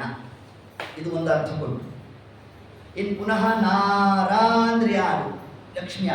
ಲಕ್ಷ್ಮೀದೇವಿ ಅಥವಾ ಲಕ್ಷಣಾತ್ಮಕವಾದ ತ್ರಿಧಾಮಗಳು ಯಾವುದು? ಅನಂತಾಸನ, ಶ್ವೇತದ್ವೀಪ, ವೈಕುಂಠ. ಈ ತ್ರಿಧಾಮಗಳು ಯಾರು? ಸಾಕ್ಷಾತ್ ಲಕ್ಷ್ಮಿಯ ಸ್ವರೂಪ. ಅಲ್ಲಿ ಜಡ ಪದಾರ್ಥಗಳು ಇಲ್ಲ, ಎಲ್ಲವೂ ಚೇತನಾತ್ಮಕವಾದ ಪದಾರ್ಥಗಳು. ಆ ಚೇತನಾತ್ಮಕವಾದ ಪದಾರ್ಥಗಳು ಅದು ಸ್ವಯಂ ಲಕ್ಷ್ಮೀದೇವಿ ಪಾತ್ರ ರೂಪದಲ್ಲಿ ಇದ್ದು ತಾನೇ ಸೇವೆ ಮಾಡುತ್ತಿದ್ದಳು. ಹಾಗಾದ್ರೆ ತ್ರಿಧಾಮಗಳು ಅಂದ್ರೆ ಯಾರಾದ್ರೂ? ಲಕ್ಷ್ಮೀದೇವಿ. ಅವಳೇನಾದ್ಲು? ನಾರ ಶಬ್ದವಾದ. ಅದೇ ಮೋಕ್ಷ. ನಾರ ಅಂದ್ರೆ ಮೋಕ್ಷ ಅಂತ. ಯಾಕೆ ನಾರ ಅಂದ್ರೆ ಮೋಕ್ಷ ಅಂತ ಯಾಕೆ ಅರ್ಥ ಮಾಡಿದ್ರು ವಿಜೇಂದ್ರರು ಅಂತಂದ್ರೆ, ಅರಾನ ನಾರ. ಎಲ್ಲಿ ದೋಷಕ್ಕೆ ಆಸ್ಪದನೇ ಇಲ್ವೋ ಅದು ನಾರ. ಅಂತಹ ಮೋಕ್ಷಕ್ಕೂ ಪರಮಾತ್ಮ ಅಯನ ಆಶ್ರಯದಾತನಾಗಿದ್ದಾನೆ. ಮುಕ್ತಾನಾಂ ಪರಮಾ ಗತಿ ಅನ್ನೋ ಶಬ್ದ ಭಾರಿ ದೊಡ್ಡದಾಯ್ತು ನಮಗೆ. ಅದಕ್ಕೆ ಏನ್ ಮಾಡ್ಬೇಕಂತೆ? ನಾರಾಯಣ. ಹಾಗೇನಾಯ್ತು? ಯಾರು ಭೂತ ಭವ್ಯ ಭವತ್ ಪ್ರಭು, ಮೂರು ಕಾಲದಲ್ಲೂ ಮೂರು ಲೋಕಗಳು ಯಾರ ಅಧೀನದಲ್ಲಿದೆಯೋ ಅವನೇ ನಾರಾಯಣ ಅಂತ ತಿಳಿಸುತ್ತೆ. ಇನ್ನ ಪುನಃ ನಾರ ಅಂದ್ರೆ ವಿಜೇಂದ್ರ ಸ್ವಾಮಿಗಳು ಸುಮಾರು ಅರ್ಥ ಕೊಟ್ಟಿದ್ದಾರೆ ಮಹಾನುಭಾವರು. ನಾರ ಅಂದ್ರೆ ಏನು? ಬ್ರಹ್ಮಾಂಡವನ್ನ ನಾರ ಅಂತ ಕರೀತಾರೆ. ಯಾಕೆ? ನಾರ ಅಂದ್ರೆ ನೀರು. ಬ್ರಹ್ಮಾಂಡದ ಸುತ್ತ ಆವರಕ ಆಗಿರೋದೇನು? ನೀರು. ಬ್ರಹ್ಮಾಂಡದಲ್ಲಿ ಬಹುಭಾಗ ಇರೋದೇನು? ನಾವು ಹೇಳ್ತಾ ಇರ್ತೀವಲ್ಲ, ಇವಾಗ ಹೆಚ್ಚು ಭಾಗ ಯಾವುದಿರುತ್ತೋ ಅದನ್ನೇ ನಾವು ಒಬ್ಬರ ಮನೆಗೆ ಹೋಗಿ ಕಾಫಿ ಕೊಟ್ರಪ್ಪ, ಅವ್ರಿಗೆ ನಮ್ಮ ಮೇಲೆ ಪ್ರೀತಿ ಜಾಸ್ತಿ, ಸಕ್ಕರೆ ಜಾಸ್ತಿ ಹಾಕಿದ್ರು, ಹೌದಾ? ನಾವು ಕುಡಿದ್ವಿ, ಆಮೇಲೆ ಹೋಗ್ಬೇಕಾದ್ರೆ ಅಂದ್ವಿ ಸೀಮಯ ಅಂತಂದ್ವಿ. ಅವರು ಬರೀ ಸಕ್ಕರೆ ಕೊಟ್ರ ಕೈಗೆ? ಇಲ್ಲ, ಸಕ್ಕರೆ ಇತ್ತು, ಡಿಕಾಕ್ಷನ್ ಇತ್ತು, ಹಾಲಿತ್ತು. ಆದರೆ ಹಾಲು ಡಿಕಾಕ್ಷನ್ಗಿಂತ ಬಹುಭಾಗ ಯಾವುದಿತ್ತು? ಸಕ್ಕರೆ ಭಾಗ ಇತ್ತು. ಅದಕ್ಕೆ ನಾವೇನಂದ್ವು? ಸೀಮಯ ಅಂತ ಅಂದ್ಬಿಟ್ಟು. ಆದರೆ ಅದರಂತೆ ಈ ಬ್ರಹ್ಮಾಂಡವನ್ನು ನಾವು ತಗೊಂಡಾಗ ಪಂಚಭೂತಗಳಿಂದ ಮೇಲನಾಗಿದ್ರೂ ಕೂಡ ಬಹುಭಾಗ ಯಾವುದಿದೆ? ನೀರಿನ ಭಾಗ ಇದೆ. ಅದಕ್ಕೆ ಈ ಭೂಮಿಯನ್ನು ಏನಂತ ಕರೆದು? ಬ್ರಹ್ಮಾಂಡವನ್ನ ನಾರ ಅಂತ ಕರೆದು. ಚರಾಚರ ಜಗತ್ ಕೃಷ್ಣಂ ನಾರಂ ಇತ್ಯವಿಧೀಯತೆ ಅಂತ. ಇಡೀ ಬ್ರಹ್ಮಾಂಡ ಅದು ನಾರ. ಅದಕ್ಕೆ ಅಯನ ಆಶ್ರಯದಾತನಾದವನು ಯಾರೋ ಅವನೇ ನಾರಾಯಣ ಅಂತ ವಿಜೇಂದ್ರ ಸ್ವಾಮಿಗಳು ಹೀಗೆ ನಾನಾ ಪ್ರಕಾರವಾದಂತಹ ಈ ಒಂದು ಅರ್ಥವನ್ನ ತಾವು ಕೊಡ್ತಾ ಮುಂದೆ ಅವರಿಂದ ರಚಿತವಾಗಿರತಕ್ಕಂತಹ ಮತ್ತೊಂದು ಸ್ತುತಿ ರತ್ನ ನರಸಿಂಹಾಷ್ಟಕ. ಹೇಳೋದು ಜಟಿಲ, ಅರ್ಥ ಮಾಡುವುದು ಜಟಿಲ, ಪೂರಾ ವ್ಯಾಕರಣಮಯ. ಆ ಸ್ತೋತ್ರ ಕೇಳಿ ಚಂದ ಇರ್ತದೆ ನಮಗೆ. ಭೂಖಂಡಂ ವಾರಣಾಂಡಂ ಪರವರವರಡಂ ಡಂಪಡಂ ಪೋರಡಂಪಂ ಡಿಂ ಡಿಂ ಡಿಂ ಡಿಂ ಡಿಡಿಂಬಂ ದಹಮಪಿ ದಹಮೇ ಝಂಬಜಂಬೈ ಝಂಬೈ ತುಲ್ಯಾ ತುಲ್ಯಾತು ತುಲ್ಯಾದು ಮಧುಮಧುಮಕೈ ಕುಂಕುಮಾಂಕೈ ಕುಮಾಂಕೈ ಏತತ್ತೇ ಪೂರ್ಣಯುಕ್ತಂ ಆಹಾರಃ ಕರಃ ಪಾತು ಮಾಂ ನಾರಸಿಂಹಃ ಪಾತು ಮಾಂ ನಾರಸಿಂಹಃ. ಇದರಿಂದ ವಿಜೇಂದ್ರ ಸ್ವಾಮಿಗಳು ಮೊದಲೇ ತಾವು ತಗೊಂಡಂತಹ ಒಂದು ಅಂಶ ಏನು ಅಂತಂದ್ರೆ, ನರಸಿಂಹ ರೂಪ ನಮ್ಮನ್ನು ಹೆದರಿಸೋ ರೂಪ ಅಲ್ಲ, ನಮ್ಮನ್ನು ರಕ್ಷಣೆ ಮಾಡುವ ರೂಪ. ಪಾತು ಮಾಂ ನಾರಸಿಂಹ ಪಾಂತ್ವಸ್ಮಾನ್ ಪುರುಹೂತ ವೈರಿ ಬಲವ. ಶ್ರೀಮದ್ ಆಚಾರ್ಯರ ಭಾಗ ಬಂದು ಎಲ್ಲೂ ಬಿಡೋಲ್ಲ. ಇದು ಅಪರೋಕ್ಷ ಜ್ಞಾನಿಗಳಲ್ಲಿರ್ತಕ್ಕಂತಹ ಒಂದು ಹಿರಿಮೆ. ಆಚಾರ್ಯರು ತಾವದ್ಯಾಗಿ ನರಸಿಂಹ ರೂಪವನ್ನು ಉಪಾಸನೆ ಮಾಡಬೇಕಾದರೆ ಮೊದಲಿಗೆ ತಗೊಂಡಂತ ಅಂಶ ಯಾವುದು? ಇವತ್ತು ನಾವು ನರಸಿಂಹ ರೂಪದ ನರಸಿಂಹದೇವರು ಹೆದರುದೇವೋ ಇಲ್ವೋ, ನರಸಿಂಹದೇವರು ಶಾಲಗ್ರಾಮ ವಿದ್ಯೆ ಅಂದ್ರೆ ಗಂಟಲ್ಲೇ ನಮಗೆ ಏನೋ ನರಸಿಂಹದೇವರು ಶಾಲಗ್ರಾಮ ವಿದ್ಯೆ ಏನು ಭೂತ ಪ್ರೇತ ಇದೆಯೋ ಅನ್ನೋ ತರ ಕೇಳ್ತಾ ಇರ್ತಾರೆ ಯಾರಾದ್ರು. ಹಂಗೆ ಹೆದರಿಸೋ ರೂಪ ಅಲ್ಲ ನರಸಿಂಹ ರೂಪ, ಹೌದೋ ಇಲ್ವೋ? ಅದಕ್ಕೆ ಲಕ್ಷ್ಮೀದೇವಿ ಬಂದು ಕೂತ್ಕೊಂಡ್ಬಿಟ್ಲು. ಆ ಕ್ಷಣದಿಂದ ಪರಮಾತ್ಮ ಏನಾಗೋದ? ಲಕ್ಷ್ಮೀ ನರಸಿಂಹ ಆಗೋದ ಅಂತಹ. ಅದಕ್ಕೆ ಪಾತು ಮಾಂ ನಾರಸಿಂಹ. ಇಂತಹ ಲಕ್ಷ್ಮೀ ನರಸಿಂಹ ದೇವರು ನಮ್ಮನ್ನ ರಕ್ಷಣೆ ಮಾಡಲಿ. ಆ ರಕ್ಷಣೆ ಮಾಡುವ ಕ್ರಮ ಹೇಗೆ? ಆ ಒಂದು ನರಸಿಂಹ ದೇವರನ್ನ ಎಷ್ಟು ವಿಶೇಷಣದಿಂದ ನಾವು ಸ್ತೋತ್ರ ಮಾಡಲಿಕ್ಕೆ ಸಾಧ್ಯ. ಅಕ್ಷರ ಅಕ್ಷರ ಪ್ರತಿಪಾದ್ಯ ಪರಮಾತ್ಮ. ಅದಕ್ಕೆ ಅನೇಕ ಕಡೆಯಲ್ಲಿ ತಾವೇನ್ ಮಾಡ್ತಾರೆ, ತಾವು ಝಂ ಝಂ ಝಂ ಝಂ ಝಕಾರಂ ಶಬ್ದವನ್ನು ಹಾಕೋದು. ಯಾಕೆ ಇಲ್ಲಿ ಆ ಅದ್ಯಾಪಿ ಒಂದೊಂದು ಅಕ್ಷರವನ್ನು ತಗೊಳ್ತಾ ಡಿಮ್ ಡಿಮ್ ಡಿಮ್ ಡಿಮ್ ಡಡಿಂಬಂ ಹೀಗೆ ಒಂದೊಂದು ಡಕಾರ ಝಕಾರ. ಇದರಿಂದ ಪರಮಾತ್ಮನನ್ನು ಸ್ತೋತ್ರ ಮಾಡುವುದರ ಆಂತರ್ಯ ಏನು ಅಂತಂದ್ರೆ, ಪರಮಾತ್ಮ ಅವನು ಸಮಸ್ತ ಅಕ್ಷರ ಪ್ರತಿಪಾದ್ಯ. ಲೌಕಿಕ ವೈದಿಕ ಭೇದ ಭಿನ್ನ ವರ್ಣಾತ್ಮಕ ಧ್ವನ್ಯಾತ್ಮಕ ಅಶೇಷ ಶಬ್ದಾರ್ಥ ಋಗಾದಿ ವೇದಾರ್ಥ ವಿಷ್ಣು ಮಂತ್ರಾರ್ಥ. ಪರಮಾತ್ಮನ ಬಗ್ಗೆ ನಮ್ಗೆ ಹೇಳ್ತಾ ಸಮಸ್ತವಾದ ಅಕ್ಷರ ಪ್ರಪಂಚದಿಂದ ಪರಮಾತ್ಮ ತಾನು ಪ್ರತಿಪಾದಿತನಾಗಿದ್ದಾನೆ ಅಂತ ನಮಗೆ ತಿಳಿಸಿದ್ದಾರೆ. ಅದರಲ್ಲಿ ಆ ಷೋಡಶಬಾಹು ನರಸಿಂಹದೇವರನ್ನ ಸ್ತೋತ್ರ ಮಾಡ್ತಾ ವಿಜೇಂದ್ರ ಸ್ವಾಮಿಗಳು ತಾವು ಪ್ರಾರಂಭ ಮಾಡಿದ್ದೇ ಬಹಳ ಜಿಜ್ಞಾಸಮಯವಾದ ಶಬ್ದಗಳು. ಭೂಖಂಡಂ ವಾರಣಾಂಡಂ ಪರವರ ವಿರಟಂ. ಅದನ್ನು ನಿಲ್ಲಿಸ್ಕೊಳ್ಳೋಣ. ಭೂಖಂಡಂ ಏನು ಹೀಗಂದ್ರೆ, ಭೂ ಅಂದ್ರೆ ಒಂದಾಗಿ ಈ ಭೂಮಂಡಲ, ಖಂಡಂ ಈ ಒಂದು ಭಾಗ. ಇಡೀ ಭೂಮಂಡಲದಲ್ಲಿ ಪರಮಾತ್ಮ ಅವತಾರ ಮಾಡಿರ್ತಕ್ಕಂತಹ ಈ ಭರತ ಭೂಮಿ, ಇದರ ಮೇಲೆ ಪರಮಾತ್ಮ ಅತಿಯಾದ ತನ್ನ ಸಾನ್ನಿಧ್ಯವನ್ನು ಇಟ್ಟುಕೊಂಡಿದ್ದಾನೆ. ಅದಕ್ಕೆ ವಾರಣಾಂಡಂ, ತನ್ನ ರೂಪಗಳನ್ನೆಲ್ಲ ವಾರ ಎತ್ತಿ ಎಲ್ಲ ಅಭಿವ್ಯಕ್ತ ಮಾಡಿದ ರೂಪ ಎಲ್ಲ ಎಲ್ಲಿ? ಭರತ ಭೂಮಿಯಲ್ಲಿ. ಕರ್ಮ ಭುವಿ ಅವತೀರ್ಣಾನ ನೋಡಿದ ಶಬ್ದವನ್ನು ಹಾಕ್ತಾರೆ ಯಾರು? ರಾಯರು. ಪರಮಾತ್ಮನ ಎಲ್ಲಾ ರೂಪಗಳು ಅಭಿವ್ಯಕ್ತ ಆದದ್ದಲ್ಲಿ ಜಂಬೂದ್ವೀಪೆ, ಭರತವರ್ಷೆ, ಭರತಖಂಡೇ. ಇಲ್ಲಿ ಮಾಡಿರ್ತಕ್ಕಂತಹ ಸಾಧನೆ ಸಿದ್ಧಿಪ್ರದ. ಅಲ್ಪ ಸಾಧನೆ ಮಾಡಿದ್ರು ಅಧಿಕವಾದ ಫಲ. ಪುನಃ ಇದೇ ಭರತಖಂಡದಲ್ಲೂ ಒಂದೊಂದು ಕ್ಷೇತ್ರದಲ್ಲಿ ಒಂದೊಂದು ವಿಧವಾದ ಫಲಗಳು. ಸ್ವಗೃಹದಲ್ಲಿ ಕೂತು ಗಾಯತ್ರಿ ಜಪ ಮಾಡಿದರೆ 10ಕ್ಕೆ 10 ಗಾಯತ್ರಿ 10 ಭಾಗ. ಗೋವುಗಳಿರೋ ಕ್ಷೇತ್ರದಲ್ಲಿ ಮಾಡಿದರೆ 10ಕ್ಕೆ 1000. ಗೋಶಾಲೆ ಕೊಟ್ಟಿಗೆ ಅಂತ ಏನಂತೇಳಿ ಅಲ್ಲಿ ಇದ್ದು ನಾವೇನಾದರೂ 10 ಗಾಯತ್ರಿ ಮಂತ್ರವನ್ನು ಮಾಡಿದ್ದೇವೆ ಅಂತಂದ್ರೆ 1000 ಗಾಯತ್ರಿ ಮಾಡಿದ ಫಲಗಳು. ಇನ್ನು ಯಾವುದಾದರೂ ಕ್ಷೇತ್ರಾದಿಗಳಲ್ಲಿ ಹೋಗಿ ನಾವು ಈ 10 ಗಾಯತ್ರಿಯನ್ನು ಮಾಡಿದ್ದೇವೆ ಅಂತಂದ್ರೆ ಅನಂತ ಫಲ. ಪರಮಾತ್ಮ ಬರಿತನು ಎಷ್ಟು ಫಲ ಕೊಡಬೇಕು ಅದಕ್ಕೆ ಇಲ್ಲಿ ತಿಳಿಸಿದ್ದು ಭೂಖಂಡಂ ವಾರಣಾಂಡ. ಪರಮಾತ್ಮ ತನ್ನ ವಿಶೇಷವಾದ ರೂಪಗಳನ್ನ ಎಲ್ಲಿ ಅಭಿವ್ಯಕ್ತ ಮಾಡಿರ್ತಾನೋ ಅಲ್ಲಿ ಅವನನ್ನ ಸ್ತೋತ್ರ ಮಾಡಬೇಕು ಅಂತ ತಿಳಿಸಿದ್ರು ನಮಗೆ. ಎಲ್ಲೆಲ್ಲಿ ಪರಮಾತ್ಮನ ರೂಪಗಳು ವಿಶೇಷವಾಗಿ ಅಭಿವ್ಯಕ್ತ ಆಗಿರುತ್ತೆ, ಎಲ್ಲಿ ನಾವು ವಿಶೇಷವಾಗಿ ಪಾರಾಯಣವನ್ನ ಮಾಡಬೇಕು ಅಂತಂದ್ರೆ, ಈಗ ಸಂಸ್ಥಾನ ಪೂಜೆ ನಡೀತಾ ಇದೆ. ನಡೆಯೋ ಕಾಲಕ್ಕೆ ಸಾಕ್ಷಾತ್ ಆಚಾರ್ಯರ ಕಲಾಚಿತವಾದ ಪ್ರತಿಮೆಗಳು ಏನಿರುತ್ತೆ, ವಿಶಿಷ್ಟ ಸಂವಿಧಾನ. ಅದಕ್ಕೆ ಆವಾಹನೆ ಇಲ್ಲ, ವಿಸರ್ಜನೆ ಇಲ್ಲ. ಮಧ್ವರಾಯರು ತಂದು ಕೂಡಿಸ್ಬಿಟ್ಟಿದ್ದಾರೆ ಅಂದ್ರೆ ಇನ್ನು ಮಧ್ವರಾಯರೇ ಬರಬೇಕು ಉದ್ವಾಸನೆ ಮಾಡಿ.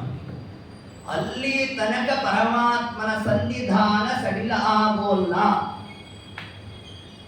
ಇಂತಹ ವಾರಣಾಂಡ ಎಲ್ಲೆಲ್ಲಿ ಪರಮಾತ್ಮನ ರೂಪಗಳು ವಿಶೇಷವಾಗಿ ಅಭಿವ್ಯಕ್ತ ಆಗಿರುತ್ತೋ ಅಲ್ಲಿ ನಾವು ಪರಮಾತ್ಮನನ್ನ ಸ್ತೋತ್ರ ಮಾಡಬೇಕು ಅನ್ನೋ ಒಂದು ಅಂಶವನ್ನೇ ವಿಶೇಷವಾಗಿ ಇಲ್ಲಿ ಹೇಳ್ತಾ, ಭೂಖಂಡಂ ಭವತಿ ಇತಿ ಭೂಹು. ಅಲ್ಲಿ ಪರಮಾತ್ಮ ತನ್ನ ರೂಪಗಳನ್ನ, ತನ್ನ ಅವತಾರವನ್ನ ಎಲ್ಲಿ ಅಭಿವ್ಯಕ್ತ ಮಾಡಿದನೋ ಅನ್ನೋದು ಒಂದು ಭೂ ಶಬ್ದದಿಂದ ನಮಗೆ ಹೇಳಿದ್ರೆ, ವರುಣೋ ವಾರುಣೋ ವೃಕ್ಷ. ವಿಷ್ಣು ಸಹಸ್ರನಾಮದಲ್ಲಿ ಪರಮಾತ್ಮನಿಗೆ ಏನಂತ ಹೆಸರು? ವಾರಣ ಅಂತ ಹೆಸರು. ಏನು ವಾರಣ ಅಂತ ಶಬ್ದ ಒಂದು ಕಲ್ಪದ್ರುಮದಲ್ಲಿ ನಾವು ಅರ್ಥವನ್ನು ನೋಡಿದರೆ, ವಾರಣ ಅಂದ್ರೆ ರಕ್ಷಕ ಅಂತ.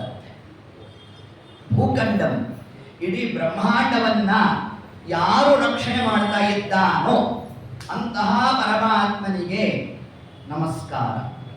ಅಂದರೆ ನರಸಿಂಹ ರೂಪ, ಇದರ ಕಾರ್ಯ ರಕ್ಷಣೆಯ ಕಾರ್ಯ. ಅದನ್ನ ವಿಜೇಂದ್ರ ಸ್ವಾಮಿಗಳು ವಾರಣಾಂಡಂ, ಅದ್ಯಾಪಿ ವಾರಣ ಅಂಡ ಅಂತ ನಾವು ಶಬ್ದವನ್ನು ಬಿಡಿಸಿಕೊಂಡ್ರೆ, ವಾರಣ ಅಂದ್ರೆ ಏನು? ಒಂದು ನೇರ ಅರ್ಥ ಆನೆ. ಹೌದು, ಸತ್ಯಬೋಧ ಸ್ವಾಮಿಗಳು ಬಗ್ಗೆ ಒಂದು ದೇವನಾಮದಲ್ಲಿ ಈ ಶಬ್ದ ಬರುತ್ತೆ. ವಾದಿವಾರಣ ಪಂಚವದನ ಸತ್ಯಬೋಧ ಗುರುವೇ ಜಿತ ಮದನ. ಜಗನ್ನಾಥದಾಸ ಮಾಡಿದ್ದು ಅನ್ಸುತ್ತೆ. ವಾದಿ ವಾರಣ ಪಂಚವದನ. ಪಂಚವದನ ಅಂದ್ರೆ ಸಿಂಹ, ವಾದಿಗಳೆಂಬ ವಾರಣ ಆನೆಗಳು. ವಾದಿಗಳ ಪ್ರತ್ಯರ್ಥಿ ಗಜಕೇಸರಿ ಶಬ್ದವನ್ನೇ ಇನ್ನೊಂದು ಶಬ್ದ ಕ್ರಮದಿಂದ ಕೊಟ್ಟಿದ್ದೆ. ವಾದಿ ವಾರಣ ಪಂಚವದನ ಅಂದ್ರೆ ವಾದಿಗಳೆಂಬ ಗಜಗಳಿಗೆ ಇವರು ಸಿಂಹದಂತೆ ಇದ್ರು ಅಂತ ಸತ್ಯಬೋಧ ಸ್ವಾಮಿಗಳನ್ನ ಅಲ್ಲಿ ಸ್ತೋತ್ರ ಮಾಡಬೇಕಾದ್ರೆ ತಗೊಂಡಂತ ಶಬ್ದ ಏನಲ್ಲಿ? ವಾರಣ. ವಾರಣ ಅನ್ನೋ ಶಬ್ದಕ್ಕೆ ಏನ್ ಅರ್ಥ ಇದೆ? ಆನೆ ಅಂತ. ಹೌದು, ವಾರಣ ವದನ, ಆನೆ ಮುಖ. ಈ ಕ್ರಮದಿಂದ ಅದರಂತೆ ಇಲ್ಲಿ ಭೂಖಂಡಂ ವಾರಣಾಂಡಂ. ನಾವು ಪ್ರಸಿದ್ಧ ಅರ್ಥ, ಸ್ಥೂಲ ಅರ್ಥವನ್ನು ತಗೊಂಡ್ರೆ ಗಜ ಅಂದ್ರೆ ಅಷ್ಟ ಗಜಗಳಿಂದ ಈ ಬ್ರಹ್ಮಾಂಡವನ್ನ ಏನು ಪರಮಾತ್ಮ ತಾನು ನಿರ್ವಹಿಸ್ತಾ ಇದ್ದಾನೆ ಅದರ ವಾರಣ, ಅದರ ರಕ್ಷಣೆಗಾಗಿ ಪರಮಾತ್ಮ ತಾನು ಅವತಾರ ಮಾಡಿದ್ದಾನೆ ಈ ರೂಪದಿಂದ ತಿಳಿಸ್ತಾರೆ.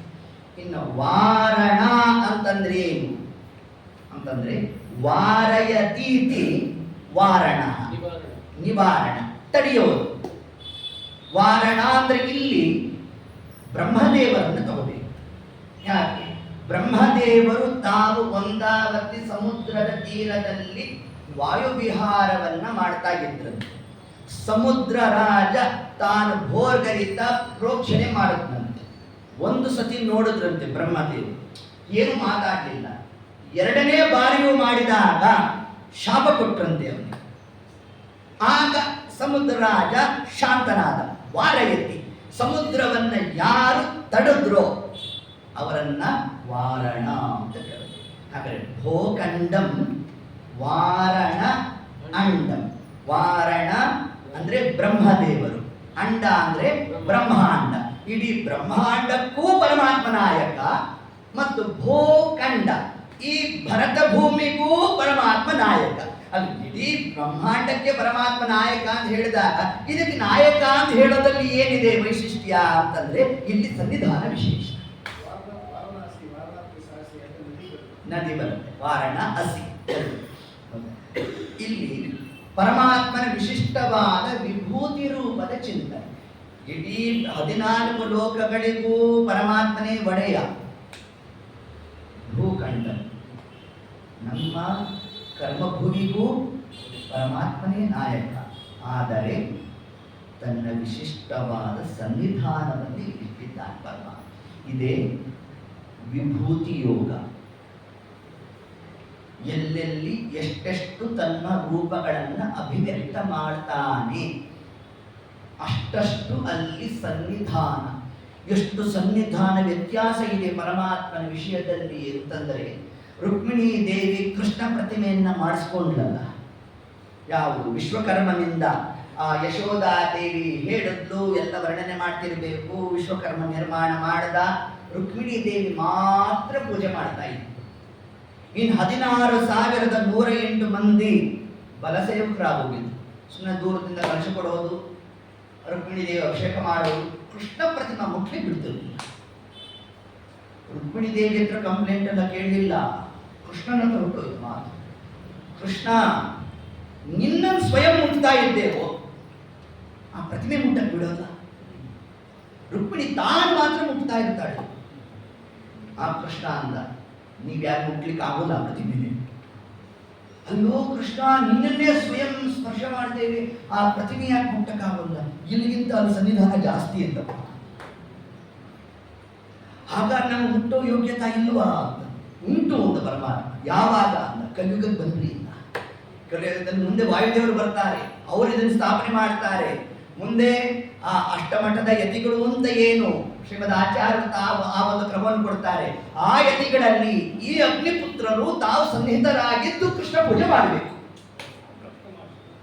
ಎಷ್ಟು ಪರಮಾತ್ಮನ ಆ ಒಂದು ವಾರಯತಿ ತನ್ನ ಆ ರೂಪಗಳ ಅಭಿವ್ಯಕ್ತಿಯಲ್ಲಿ ಎಷ್ಟೆಷ್ಟು ಅಧಿಷ್ಠಾನ ಭೇದ ಮಾಡ್ತಾನೆ ಪರಮಾತ್ಮ ಅನ್ನೋ ಒಂದು ಅಂಶವನ್ನೇ. ಹೀಗೆ ವಾರಣ ಅನ್ನೋ ಶಬ್ದದಿಂದ ಬ್ರಹ್ಮದೇವರು ಅಂದ್ರೆ ಮಹತ್ತತ್ವ. ಆ ಮಹತ್ತತ್ವವನ್ನೂ ಕೂಡ ರಕ್ಷಣೆ ಮಾಡ್ತಕ್ಕಂಥವ ಯಾರು? ಅದು ಪರಮಾತ್ಮ. ಭೋಖಂಡಂ ವಾರಣಾಂಡಂ. ಈ ಬ್ರಹ್ಮಾಂಡ ಮತ್ತು ವಿಶೇಷವಾಗಿ ವಾರಣಾಂಡಂ. ವಾರಣ ಮಹತ್ತತ್ವ. ಮಹತ್ತತ್ವ ಅಂದರೆ 14 ಲೋಕಗಳು. ವಿಸರ್ಗ ಸೃಷ್ಟಿ. ಸೃಷ್ಟಿಯಲ್ಲಿ 2 ಕ್ರಮ, ಸರ್ಗ ವಿಸರ್ಗ. ವಿಸರ್ಗ ಸೃಷ್ಟಿ ಅಂದ್ರೆ ಯಾವುದರಿಂದ ನಿರ್ಮಾಣ ಆಯಿತು? ಪಂಚಭೂತಗಳಿಂದ ನಿರ್ಮಾಣ ಆಯಿತು. ಇದು ನಿರ್ವಿವಾದ, ಹೌದಾ? ಬ್ರಹ್ಮಾಂಡ ಯಾವ ಪದಾರ್ಥದಿಂದ ನಿರ್ಮಾಣ ಆಯಿತು? ಪಿಂಡಾಂಡವು ಅದರಿಂದಲೇ ನಿರ್ಮಾಣ. ಇದು ಕೂಡ ಯಾವುದರಿಂದ? ಪಂಚಭೂತಗಳೇ. ಹಾಗಾದರೆ ನಮ್ಮ ಈ ಶರೀರವೂ ಕೂಡ ಏನಾಗಬಹುದು? ವಾರಣ ಅಂಡ. ಈ ಶರೀರವು ಪಿಂಡಾಂಡವೂ ಕೂಡ ಪಂಚಭೂತಗಳಿಂದಲೇ ನಿರ್ಮಾಣ ಆದದ್ದು. ಅದನ್ನ ರಕ್ಷಣೆ ಮಾಡತಕ್ಕಂಥವ ಯಾರೋ ಅಂತಹ ಪರಮಾತ್ಮನನ್ನ ನಾನು ನಮಸ್ಕರಿಸುತ್ತೇನೆ ಅಂತ ತಿಳಿಸ್ತಾ ಪರ ವರ ವಿರಟ. ಇದಕ್ಕೆ ಬಹುಪ್ರಕಾರೇಣ ಅರ್ಥ ಮಾಡಲಿಕ್ಕೆ ಅವಕಾಶ ಇದೆ. ಪರ ಅಂದ್ರೆ ಒಂದಾಗಿ ಶ್ರೇಷ್ಠ, ಶ್ರೇಷ್ಠರಲ್ಲಿ ವರ ಸರ್ವೋತ್ತಮ. ನಾರಾಯಣ ಪರತರಃ ಪರಮಾತ್ಸ ಏಕ. ಅದನ್ನೇ ಪರ ವರ ವಿರಟ. ಪರ ಅಂದ್ರೆ ಈ ಶ್ರೇಷ್ಠರು, ಶ್ರೇಷ್ಠರಲ್ಲಿ ಇವ ವರ, ಇವ ಶ್ರೇಷ್ಠ.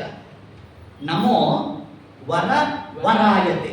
ಇದನ್ನೇ ಆಚಾರ್ಯರು ದ್ವಾದಶ ಸ್ತೋತ್ರದ ತಾವು ಹೇಳಬೇಕಾದರೆ ಒಂದೇ ವಂದ್ಯಂ ಸದಾನಂದಂ ವಾಸುದೇವಂ ನಿರಂಜನಂ ಇಂದಿರಾಪತಿಂ ಆದ್ಯಾದಿ ವರದೇಶ ವರಪ್ರದಂ. ಜಗತ್ತಿನಲ್ಲಿ ಯಾರ್ಯಾರು ವರ ಶ್ರೇಷ್ಠ ದೇವತೆಗಳು ಅಂತಿದ್ದಾರೋ ಅಥವಾ ವರವನ್ನು ಕೊಡ್ತಕ್ಕಂತಹ ದೇವತೆಗಳು ಅಂತಿದ್ದಾರೋ ಅವರಿಗೆ ವರಪ್ರದನಾಗಿದ್ದಾನೆ ಯಾರೋ ಅವನೇ ಸರ್ವೋತ್ತಮನಾದ ಪರಮಾತ್ಮ. ಆದ್ದರಿಂದ ವಿರಟಂ ವಿರಟಂ. ಇಲ್ಲಿ ರಟ ಅಂದ್ರೆ ಏನು? ರಟ ಪರಿಭಾಷಣೆ ಅಂತ ಧಾತು. ಸ್ತೋತ್ರ ಮಾಡ್ತಾರೆ ಯಾರು ಅಂದ್ರೆ ನರಸಿಂಹಾವತಾರ ಆದಾಗ ಸಮಸ್ತವಾದ ದೇವತಾ ವರ್ಗ ಪರಮಾತ್ಮನನ್ನ ಪರ ವರ ವಿರಟಂ ಅಂತ ತಾವು ಸ್ತೋತ್ರ ಮಾಡಿದ್ರು. ಸತ್ಯಂ ವಿಧಾತುಂ ನಿಜ ಭೃತ್ಯ ಭಾಷಿತಂ ವ್ಯಾಪ್ತಿಂಚ ಭೂತೇಶ್ವಕಿಲೇಶು ಜಾತ್ಮನಃ ಅದೃಶ್ಯದ ಅತ್ಯದ್ಭುತ ರೂಪಂ ಸ್ತಂಭೆ ಸಭಾಯಾಂ ನ ಮೃಗಂ ನ ಮಾನುಷಂ.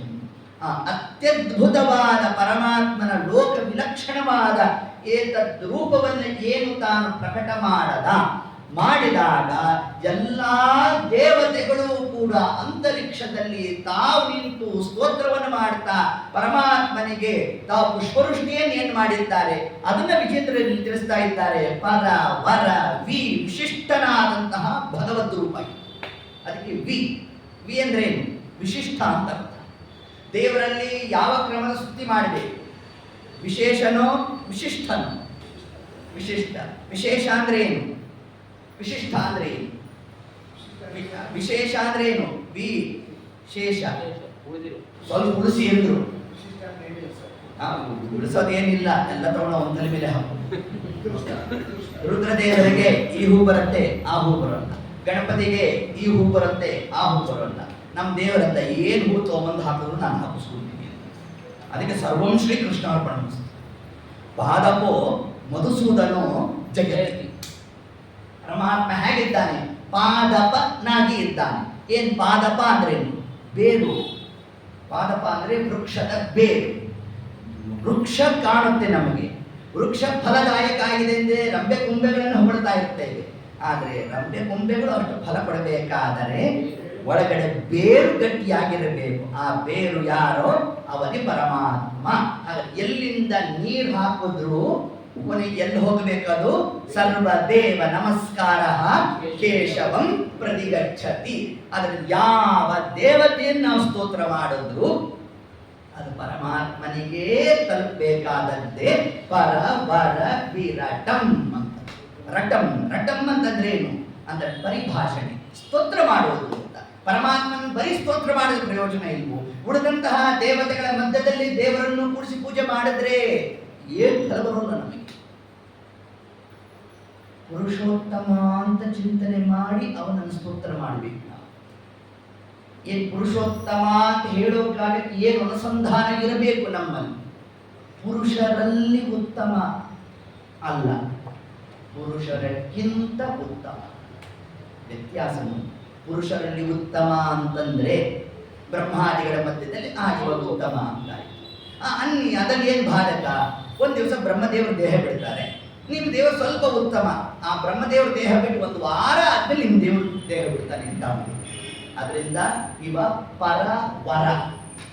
ಯಾರ್ಯಾರು ಪರದೇವತೆಗಳು ಅಂತಿದ್ದಾರೋ, ಪರಶುಕ್ಲರು ಅಂತಿದ್ದಾರೋ ಅವರಿಗೆ ಪರಶುಕ್ಲರಿಗೂ ವರನಾಗಿದ್ದಾನೆ, ಶ್ರೇಷ್ಠನಾಗಿದ್ದಾನೆ ಅಂತ ವಿರಟಂ. ವಿಶಿಷ್ಟನಾಗಿ ಶೇಷ ಶಬ್ದದಿಂದ ಉಳಿಸ್ಬೇಕು. ಪರಮಾತ್ಮನಲ್ಲಿ ಉಳಿಸುವ ಪ್ರಮೇಯ ಇಲ್ಲ. ಗಣಪತಿಯನ್ನ ಸ್ತೋತ್ರ ಮಾಡಬೇಕಾದರೆ ಸ್ತೋತ್ರ ಮಾಡಿ. ಏನಂತ ಸ್ತೋತ್ರ ಗಣಪತಿಗಾಗಬೇಕಾದ್ರೆ? ವಿಘ್ನ ನಿವಾರಕ ಇಷ್ಟು ಹೇಳಿ, ಆಕಾಶ ತತ್ವಕ್ಕೆ ಅಭಿಮಾನಿಯೇ ಇಷ್ಟನ್ನು ಹೇಳಿ, ಅವಾಂತರ ವಾಕ್ ಅಭಿಮಾನಿಯೇ ಇದನ್ನೂ ಹೇಳಿದೆ. ಆದರೆ ವೈಷ್ಣವೋತ್ತಮನೇ ಬರೋದು ಅಲ್ಲೇನಾಯ್ತು? ಶಬ್ದ ಉಳಿಸ್ಬೇಕು. ಯಾರು ಪದ್ಯ ಬರಿಬೇಕಾದ್ರೆ ಗಣಪತಿಯನ್ನ ವೈಷ್ಣವೋತ್ತಮನೇ ಅಂತ ಶಬ್ದ ಹಾಕಿದ್ರೆ ಬರೀ 18ನೇ ಕಕ್ಷದಲ್ಲಿ ಅಂತ ಮಾತ್ರ ಕೋಟಿಂಗ್ಸ್ ಹಾಕೋಬೇಕು ನಾವು. ಹೌದು, ಯಾಕೆ ನಾವೆಲ್ಲ ಅಧ್ಯಾತ್ಮ ಸ್ತೋತ್ರದ ನೋಡ್ತಾ ಇದ್ದೇವೆ. ಸರ್ವತಂತ್ರ ಸ್ವತಂತ್ರೋಸೋ ಶ್ರೀಮಧ್ವಮತ ವರ್ಧನಃ ಹಿಂಗೆಲ್ಲ ಇಟ್ಬಿಟ್ಟಿರೋದು ಶಬ್ದ. ಅವಾಗ ಹೆಂಗೆ ಅರ್ಥ ಮಾಡಬೇಕು? ಏತತ್ ಕಕ್ಷದಲ್ಲಿ ಅನ್ನೋ ಒಂದು ಅಂಶ ತಗೋಬೇಕು. ಈಗ ಒಂದು ತರಗತಿಯಲ್ಲಿ ಅನೇಕ ಬೆಂಚಸ್ ಹಾಕಿರ್ತಾರಪ್ಪ. ಇಡೀ ಕ್ಲಾಸ್ಗೆ ಲೀಡರ್ ಯಾರು ಅಂದ್ರೆ ಒಬ್ಬ ನಿಂತ್ಕೊಂಡ. ಬೆಂಚ್ಗೆ ಲೀಡರ್ ಅಂದರೆ ಇನ್ನೊಬ್ಬ ನಿಂತ್ಕೊಂಡ. ಆ ಬೆಂಚ್ಗೆ ಉತ್ತಮ ಯಾರೋ ಅವನು ನಿಂತ್ಕೊಂಡ. ಇಡೀ ತರಗತಿಗೆ ಉತ್ತಮ ಯಾರು ಅಂದರೆ ಇನ್ನೊಬ್ಬ ನಿಂತ್ಕೊಂಡ. ಹಾಗೂ ಅದರಂತೆ ಈ ದೇವತೆಗಳಲ್ಲೂ ಕೂಡ ನಾವು ಇಷ್ಟಿಷ್ಟು ಉಳಿಸ್ಕೊಂಡು ಬರಬೇಕಂತೆ. ರುದ್ರದೇವ ಸ್ತೋತ್ರ ಮಾಡಬೇಕಾದ್ರೆ ವೈಷ್ಣವೋತ್ತಮರೇ ಅಂತಲ್ಲಿ ಜೀವೋತ್ತಮ ಶಬ್ದವನ್ನು ಉಳಿಸಿ. ಇನ್ನು ವಾಯುದೇವರ ಹತ್ರ ಬಂದಾಗ ಜೀವೋತ್ತಮರೇ ಅಂತ ಸ್ತೋತ್ರ ಮಾಡಿ ಅಕ್ಷರ ಪುರುಷರೇ ನಿತ್ಯ ಮುಕ್ತರೇ ಶಬ್ದ ಉಳಿಸಿ ಅವರು ಕೂಡುವಲ್ಲ ಶಬ್ದ. ಲಕ್ಷ್ಮೀದೇವಿ ಹತ್ರ ಬಂದಾಗ ನಿತ್ಯ ಮುಕ್ತರೇ ಅಕ್ಷರ ಪುರುಷರೇ ಅಂತ ಸ್ತೋತ್ರ ಮಾಡಿ ಸ್ವತಂತ್ರರೇ ಅನ್ನೋ ಶಬ್ದ ಉಳಿಸಿ. ಶೇಷ ಉಳಿಸೋದೇ ಶೇಷ. ಆದ್ರೆ ಇವನ ಹತ್ರ ಬಂದಾಗ ಏನೇನಿದೆಯೋ ಎಲ್ಲ ಇವನ್ ತಲೆ ಮೇಲೆ ಹಾಕಿ ಏನ್ ಹಾಕಿದ್ರು ಪರಮಾತ್ಮ ಸ್ವೀಕಾರ ಮಾಡ್ತಾನೆ. ಅದಕ್ಕೆ ವಿರಟಂ ಶಬ್ದವನ್ನು ಹಾಕಿ ಪರಮಾತ್ಮ ಹೇಗೆ ಬಂದರೂ ಕೂಡ ಅವನು ಸ್ತುತ್ಯನಾಗಿದ್ದಾನೆ. ಪರ ವರ ವಿರಟಂ ಅನ್ನೋ ಶಬ್ದದಿಂದ ಪರ ಪರ ಅಂತಂದ್ರೆ ಇಲ್ಲಿ ಅದ್ಯಾಕೆ ಲಕ್ಷ್ಮೀದೇವಿ. ಲಕ್ಷ್ಮೀದೇವಿ ಯಾಕೆ ಲಕ್ಷ್ಮೀದೇವಿ ಪರಳು ಅಂತಂದ್ರೆ ಶ್ರೀಮದ್ ಆಚಾರ್ಯ ಕೊಟ್ಟಿರ್ತಕ್ಕಂಥ ಕ್ರಮ ಇದು. ಅಪರ ಪರ ಪರತರ ಅನ್ನೋದು 3 ಪ್ರಕಾರವಾದ ಆಚಾರ್ಯ ಅದನ್ನು ಪರಿಷ್ಕಾರ ಮಾಡಿ. ಅದಕ್ಕೆ ವ್ಯಾಸರಾಜರು ತಾವು ಸ್ತೋತ್ರ ಮಾಡಬೇಕಾದ್ರೆ ಶ್ರೀಮನ್ ಮಧ್ವಮತೆ ಹರಿಹಿ ಪರತರಹ ಅಂತಂದ್ರು. ಅದ್ಯಾಕೆ ಶಬ್ದ ಏನ್ ಬರಬೇಕು? ಪರತಮಃ ಬರಬೇಕು. ಹೌದಾ? ಗುಡ್ ಬೆಟರ್ ಬೆಸ್ಟ್ ಅಂತ ನಾವು ತಗೊಂಡಾಗ ವ್ಯಾಸರಾಜರು ಎಲ್ಲಿ ನಿಲ್ಲಿಸಿದ್ರು? ಪರತರಹ ಗುಡ್ ಬೆಟರ್ ಅಂತ ನಿಲ್ಲಿಸ್ಬಿಟ್ರು. ಪರಮಾತ್ಮ ಬೆಟರ್ ಅಂದ್ರು, ಬೆಸ್ಟ್ ಅಂತ ತಗೊಳ್ಳಿಲ್ಲ. ಯಾಕೆ ತಗೊಳ್ಳಿಲ್ಲ ಅಂತಂದು ಅದಕ್ಕೆ ತಿಳಿಸಿದ್ರು. ಆಚಾರ್ಯ ಯಾವ ಕ್ರಮ ಕೊಟ್ಟಿದ್ದಾರೆ ಅಂದ್ರೆ ಬ್ರಹ್ಮವಾಯುಗಳ ತನಕ ಅಪರ ತತ್ವ. ಯಾಕೆ? ಲಿಂಗ ಶರೀರಗಳಿದೆ, ಅಕ್ಷರ ಪುರುಷರು ಅವರು ಅಪರರು. ಪರ ಅಂದ್ರೆ ಯಾರು? ಲಕ್ಷ್ಮಿ ಅವರಿಗಿಂತ ಪರನಾಗಿದ್ದಾಳೆ. ಆಯ್ತಾ? ಆದ್ರೆ ಪರಮಾತ್ಮ ಯಾರು? ಪರತರ. ಆದ್ದರಿಂದ ಅವರೇ ಉತ್ತಮ. ತರತಮೋ ಅನ್ನೋ ಒಂದು ಕ್ರಮವನ್ನೇ ಗೀತೆಯಲ್ಲಿ ಕೃಷ್ಣ ತಾನೇ ತಿಳಿಸಿರೋದನ್ನೇ ಶ್ರೀಮದ್ ಆಚಾರ್ಯನು ತಾವು ಗೀತಾ ಭಾಷ್ಯಾಲಯದಲ್ಲಿ ಉಲ್ಲೇಖ ಮಾಡಿದ್ದಾರೆ. ಅದನ್ನೇ ವ್ಯಾಸರಾಜರು ತಾವು ತಗೊಳ್ತಾ ಶ್ರೀಮನ್ ಮಧ್ವಮತೆ ಹರಿಹಿ ಪರ ತರಹ ಅನ್ನೋ ಶಬ್ದ ಕೊಟ್ಟಿರ್ತಕ್ಕಂಥದ್ದು. ಅದರಂತೆ ಪರ ಅಂದ್ರೆ ಇಲ್ಲಿ ಯಾರು? ಲಕ್ಷ್ಮೀದೇವಿ. ಆ ಲಕ್ಷ್ಮೀದೇವಿಗೂ ಪರಮಾತ್ಮ ಏನಾಗಿದ್ದಾನೆ? ವರನಾಗಿದ್ದಾನೆ, ಶ್ರೇಷ್ಠನಾಗಿದ್ದಾನೆ. ಶ್ರೇಷ್ಠನಾಗಿದ್ದಾನೆ ಅಂತ ವಿರಟಂ ಲಕ್ಷ್ಮಿಯಿಂದ ಸ್ತುತ್ಯನಾದ ಪರಮಾತ್ಮ ಅಂತ ತಿಳಿಸು. ಇದರ ತಾತ್ಪರ್ಯ ಸಪ್ತಮ ಸ್ಕಂದ ಭಾಗವತದಲ್ಲಿ ಲಕ್ಷ್ಮೀದೇವಿ ಅಂದು ನಾನು ಈ ರೂಪ ನೋಡೇ ಇಲ್ಲ ಅಂತ ಹೊರಟು ಬಿಟ್ಟಂತೆ. ಹಾಗಾದ್ರೆ ಲಕ್ಷ್ಮೀದೇವಿ ಪರಮಾತ್ಮನ ಈ ರೂಪ ನೋಡಿರ್ಲಿಲ್ಲ, ಅದಕ್ಕೆ ಹೋದ್ರು ಅಂತ ಅರ್ಥ ಮಾಡಬೇಡಿ. ಅದನ್ನು ಮುಂದೆ ಹೇಳ್ತಾರೆ. ಪ್ರಹ್ಲಾದ ರಾಜನಿಗೆ ಮಹತ್ವ ಕೊಡಬೇಕು ಅಂತ ಲಕ್ಷ್ಮೀದೇವಿ ತಾನು ಹೊರಟಿದ್ದಂತೆ. ಆದರೆ ಮೊದಲಿಗೆ ಪರಮಾತ್ಮನನ್ನ ಸ್ತೋತ್ರ ಮಾಡುವ ಅಧಿಕಾರ ಯಾರಿಗಿದೆ? ಅದು ಲಕ್ಷ್ಮೀದೇವಿಗೆ ಮಾತ್ರ ಇರತಕ್ಕಂಥದ್ದು. ಆದ್ದರಿಂದ ಪರವರ ವಿರಟಂ ಅನ್ನೋ ಒಂದು ಶಬ್ದವನ್ನೇ ವಿಶೇಷತಃ ಇಲ್ಲಿ ನಮಗೆ ಉಲ್ಲೇಖವನ್ನು ಮಾಡುತ್ತಾ ಪರ ವರ ವಿರಟ ಒಂದೊಂದು ಶಬ್ದವನ್ನು ನಾವು ತಗೊಂಡ್ರೂ ಕೂಡ ಇಲ್ಲಿ ಪರ ಅಂದ್ರೆ ರಾಮದೇವರು. ರಾಮದೇವರನ್ನು ಹೆಂಗೆ ತಗೊಂಡ್ರೆ ಇಲ್ಲಿ ಪರ ಅಂತಂದ್ರೆ ನರಸಿಂಹದೇವರು ಕೂಡ 14ನೇ ನಂಬರಲ್ಲೇ ಬರೋದು, ರಾಮದೇವರು ಕೂಡ 14ನೇ ನಂಬರಲ್ಲಿ ಬರೋದು. 24 ರೂಪಗಳನ್ನು ತಗೊಂಡಾಗ ಇನ್ನ ನರಸಿಂಹದೇವರು ಅವತಾರ ಮಾಡಿದ್ದ ಯಾವಾಗ? 14ನೇ ತಿಥಿ ಚತುರ್ದಶಿ ದಿವಸ ನರಸಿಂಹದೇವರ ಅವತಾರ. 14ರ ಸಂಬಂಧ ಹೇಗೆ ಮಂಜು ಸುತ್ತ ಇರೋದು ಎಷ್ಟು ಮಂತ್ರ? 14 ಮಂತ್ರಗಳು. ಆ 14 ಮಂತ್ರಗಳಿಗೂ 14 ಸಂಬಂಧವನ್ನು ನಾವು ತಗೊಂಡಾಗ ಪರ ಅಂದ್ರೆ ರಾಮದೇವರು. ವಹತಿ ಈ ರಾಮದೇವರನ್ನ ಹೊತ್ತಿದವರು ಯಾರು? ನಮ್ಮ ವಾಯುದೇವರು. ಯಾವ ಹೊತ್ತರು? ಸುಗ್ರೀವ ಸಖ್ಯಂ ಸುಗ್ರೀವ ಮಿತ್ರಂ ಸಜಗತ್ ಪವಿತ್ರಂ. ಯಾವಾಗ ರಾಮದೇವರು ಬಂದಾಗ ಹನುಮಂತ ದೇವರು ಹೋಗಿ ತಾವು ಸ್ತೋತ್ರವನ್ನು ಮಾಡ್ತಾರೆ. ಸ್ತೋತ್ರವನ್ನು ಮಾಡಿ ರಾಮದೇವರನ್ನ ತಮ್ಮ ಭುಜದ ಮೇಲೆ ಕೂಡಿಸ್ಕೊಂಡ್ರು.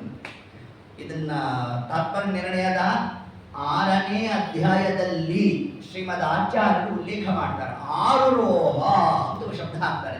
10 ಕೂತ ಪರಮಾತ್ಮ ಅಂತ ತಿಳಿಸ್ತಾರೆ.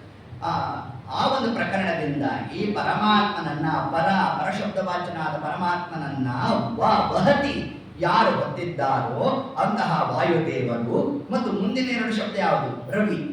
ರವಿ ಅಂದ್ರೆ ಯಾರು? ಸುಗ್ರೀವ. ಆ ಸುಗ್ರೀವ ಮತ್ತು ಹನುಮಂತ ದೇವರಿಂದ ರಟಂ ಸ್ತುತ್ಯನಾದವನು ಯಾರೋ ಅವನೇ ಪರ ವರ ವಿರತ. ಹೀಗೆ ಶಬ್ದವನ್ನು ಯಾವ ಕ್ರಮದಲ್ಲಿ ಇದು ಹೇಳುತ್ತಲ್ಲ ಪೂರಾ ವ್ಯಾಕರಣಮಯ. ನೀವು ಶಬ್ದ ಹೆಂಗೆ ಅದಕ್ಕೆ ನೀವು ತಗೊಂತೀರೋ ಅದಕ್ಕೆ ಅನುಗುಣವಾಗಿ ಅರ್ಥಸ್ಫುರಣೆ ಅಂತ ತಿಳಿಸ್ಕೊಡ್ತಾರೆ ನಮಗೆ. ಹೀಗೆ ಹೇಳುತ್ತಾ ವರವರ ವಿರಡಂ ಡಂಬಡಂ ಪೋರುಡಂಪಂ. ಡಂ ಶಬ್ದಕ್ಕೆ 16 ಅರ್ಥಗಳಿವೆ. ಏಕಾರ್ಥಕೋಶ ಇದೆ. ಅದರಲ್ಲಿ ಪ್ರಸ್ತುತ 0 ಒಂದು ತಗೋಬೇಕು ಅಂತಂದ್ರೆ ಡಂ ಡಕಾರದಿಂದ ಅಗ್ನಿಜ್ವಾಲೆ ಅಂತ. ಈ ನರಸಿಂಹದೇವರು ಡಂಪ ಪ ಅಂದ್ರೇನು? ಕೃಪಾಲನೆ. ಯಾರನ್ನು ರಕ್ಷಣೆ ಮಾಡಿದ್ದು? ಪ್ರಹ್ಲಾದರಾಜನ ರಕ್ಷಣೆ ಮಾಡಿದ್ದು. ಹೇಗೆ ರಕ್ಷಣೆ ಮಾಡಿದ ಪರಮಾತ್ಮ? ಅಗ್ನಿಜ್ವಾಲೆಯಿಂದ ರಕ್ಷಣೆ ಮಾಡಿದ. ಅಗ್ನಿಜ್ವಾಲೆಯಾಗಿ ಬಂದು ರಕ್ಷಣೆ ಮಾಡಿದ. ಆದ್ದರಿಂದ ಡಂಪ ಪರಮಾತ್ಮ. ಡಂ ಅಗ್ನಿಜ್ವಾಲೆ. ಅಗ್ನಿಜ್ವಾಲೆಯಿಂದ ಪರಮಾತ್ಮ ತಾನು ರಕ್ಷಣೆ ಮಾಡಿದ ಕ್ರಮ ಹೇಗೆ ಅಂತಂದ್ರೆ ಇದಕ್ಕೆ ಸಪ್ತಮ ಸ್ಕಂದ ಭಾಗವತ ಅನ್ನೊಂದು ಅಂಶವನ್ನು ತಿಳಿಸುತ್ತೆ. ಹೇಗೆ ಅಂತಂದ್ರೆ ಈ ಹಿರಣ್ಯಕಶಿಪುವಿಗೆ ಒಬ್ಬಳು ತಂಗಿ ಇತ್ತು, ಹೋಲಿಕಾ ಅಂತ ಅವಳಿಗೆ ಹೆಸರು. ಅವಳು ಬ್ರಹ್ಮದೇವರನ್ನು ಕುರಿತು ತಪಸ್ ಮಾಡಿದ್ರು. ಬ್ರಹ್ಮದೇವರು ಬಂದರು, ನಿಂಗೇನು ಬೇಕಮ್ಮ?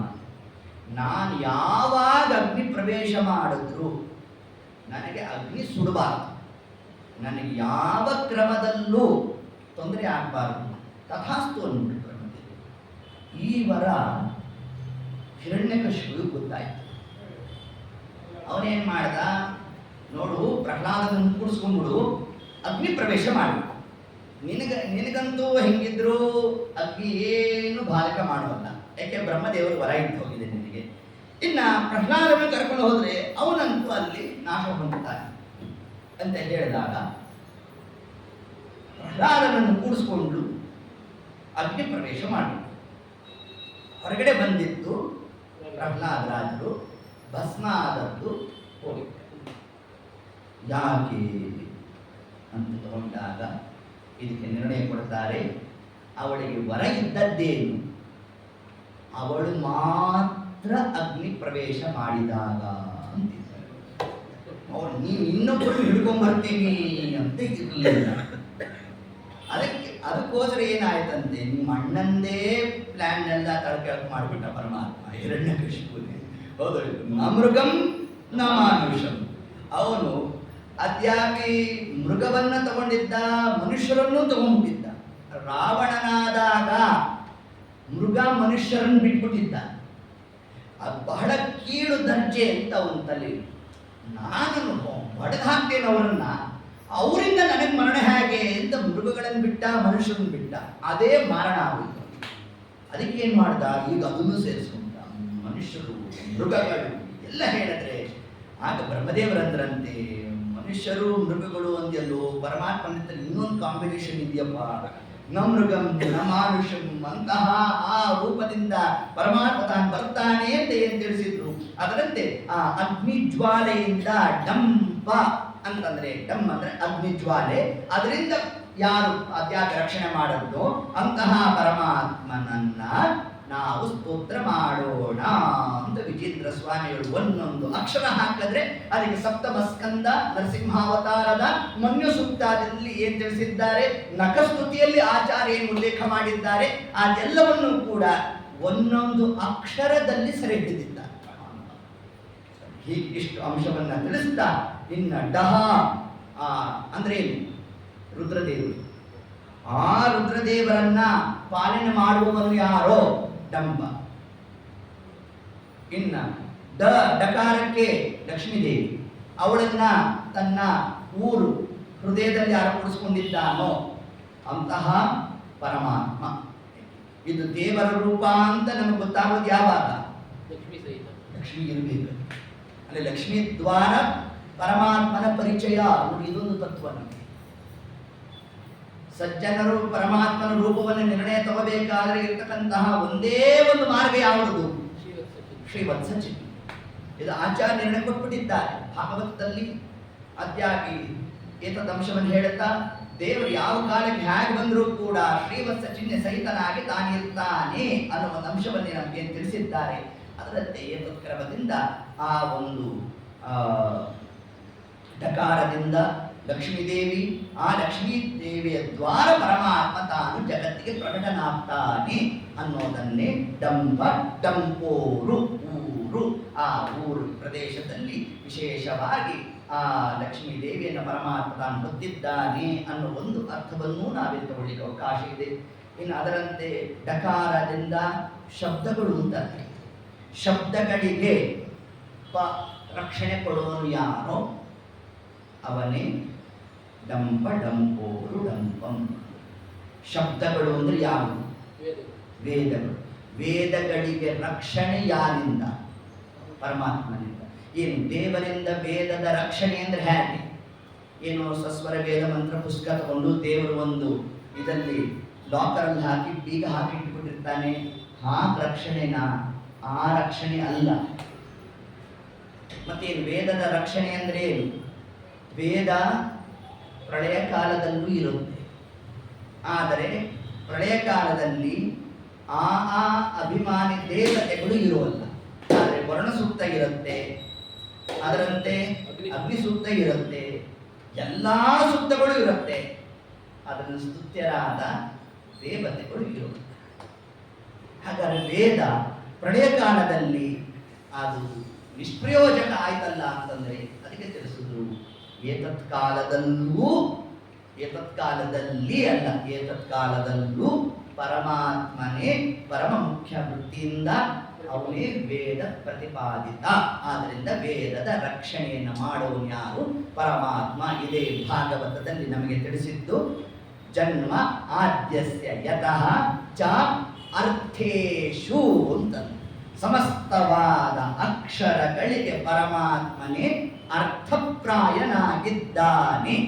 ಯಾವ ಕಾಲದಲ್ಲೂ ಕೂಡ ಅಂದ್ರೆ ಪ್ರಳಯ ಕಾಲದಲ್ಲೂ ದೇವರು ತಾನು ವೇದಾದಿಗಳಿಗೆ ಅರ್ಥಪ್ರಾಯನಾಗಿರೋದ್ರಿಂದಾಗಿ ವೇದಕ್ಕೆ ಅರ್ಥಸ್ಥಾನ ಉಳಿತು. ಆ ವೇದಾದಿಗಳ ರಕ್ಷಣೆ ಅಂದ್ರೆ ವೇದಕ್ಕೆ ಪ್ರತಿಪಾದಿತನಾದ ಪರಮಾತ್ಮ ತಾನಿದ್ದು ವೇದಾದಿಗಳಿಂದ ಸ್ತುತ್ಯನಾಗಿದ್ದಾನೆ ಅನ್ನೋದೇ ಡಂಪ ಡಂಪೋರು ಡಂಪಂ ಅನ್ನೋ ಶಬ್ದದ ಅರ್ಥವನ್ನ ಸುಮ್ಮನೆ ಒಂದೆರಡು ಮಾತ್ರ ತಿಳಿಸಿದ್ದೇನೆ. ನಾಳೆ ಇನ್ನೊಂದೆರಡು ಮೂರು ಅರ್ಥವನ್ನು ನೋಡ್ತಾ ಮುಂದೆ ಇನ್ನೇನೇನು ವಿಜೇಂದ್ರ ಸ್ವಾಮಿಗಳು ನರಸಿಂಹದೇವರನ್ನ ಹೇಗೆ ತಾವು ಸ್ತೋತ್ರ ಮಾಡಿದ್ದಾರೆ, ಅದಕ್ಕೂ ವಿಶೇಷವಾಗಿ ಮನ್ಯು ಸೂಕ್ತಾದಿಗಳನ್ನು ಹೇಗೆ ಅರ್ಥ ಮಾಡಬೇಕು. ಮನ್ಯು ಸೂಕ್ತದ ಕೊನೆಯ ಭಾಗದಲ್ಲಿ ಸಂಸೃಷ್ಟಂ ಧನಮುಭಯಂ ಸಮಾಕೃತಮಸ್ಮಭ್ಯಂ ದತ್ತಸ್ಥ ಮನ್ಯುಹು ಅನ್ನೋ ಆ ಒಂದು ಕೊನೆಯ ಒಂದು ಶ್ಲೋಕದಲ್ಲಿ ನಮಗೆ ವಾರುಣ ಅಗ್ನಿ ಎರಡು ವಿಷಯವಂತ ಹೊಂದಿದ್ದಾರಲ್ಲಿ. ಆ ವಾರುಣ ಮತ್ತು ಅಂದರೆ ವರುಣ ದೇವರು ಮತ್ತು ಅಗ್ನಿದೇವರ ಬಗ್ಗೆ ಏನು ಮನುಸೂಕ್ತ ಕೊನೆಯಲ್ಲಿ ತಾನು ಮಾತಾಡಿದೆ, ಆ ಒಂದು ಅರ್ಥವನ್ನ ವಿಜೇಂದ್ರ ಸ್ವಾಮಿಗಳ ಸ್ತೋತ್ರದಲ್ಲಿ ಹೇಗೆ ನಾವು ಅದನ್ನು ಸಮನ್ವಯ ಮಾಡಬೇಕು ಅನ್ನೋ ಭಾಗವನ್ನ ನಾಳೆ ದಿವಸ ನೋಡೋಣ ಅಂತ ಹೇಳ್ತಾ ಸರ್ವಂ ಶ್ರೀ ಕೃಷ್ಣಾರ್ಪಣಮಸ್ತು. ಹರೇ ನಮಃ.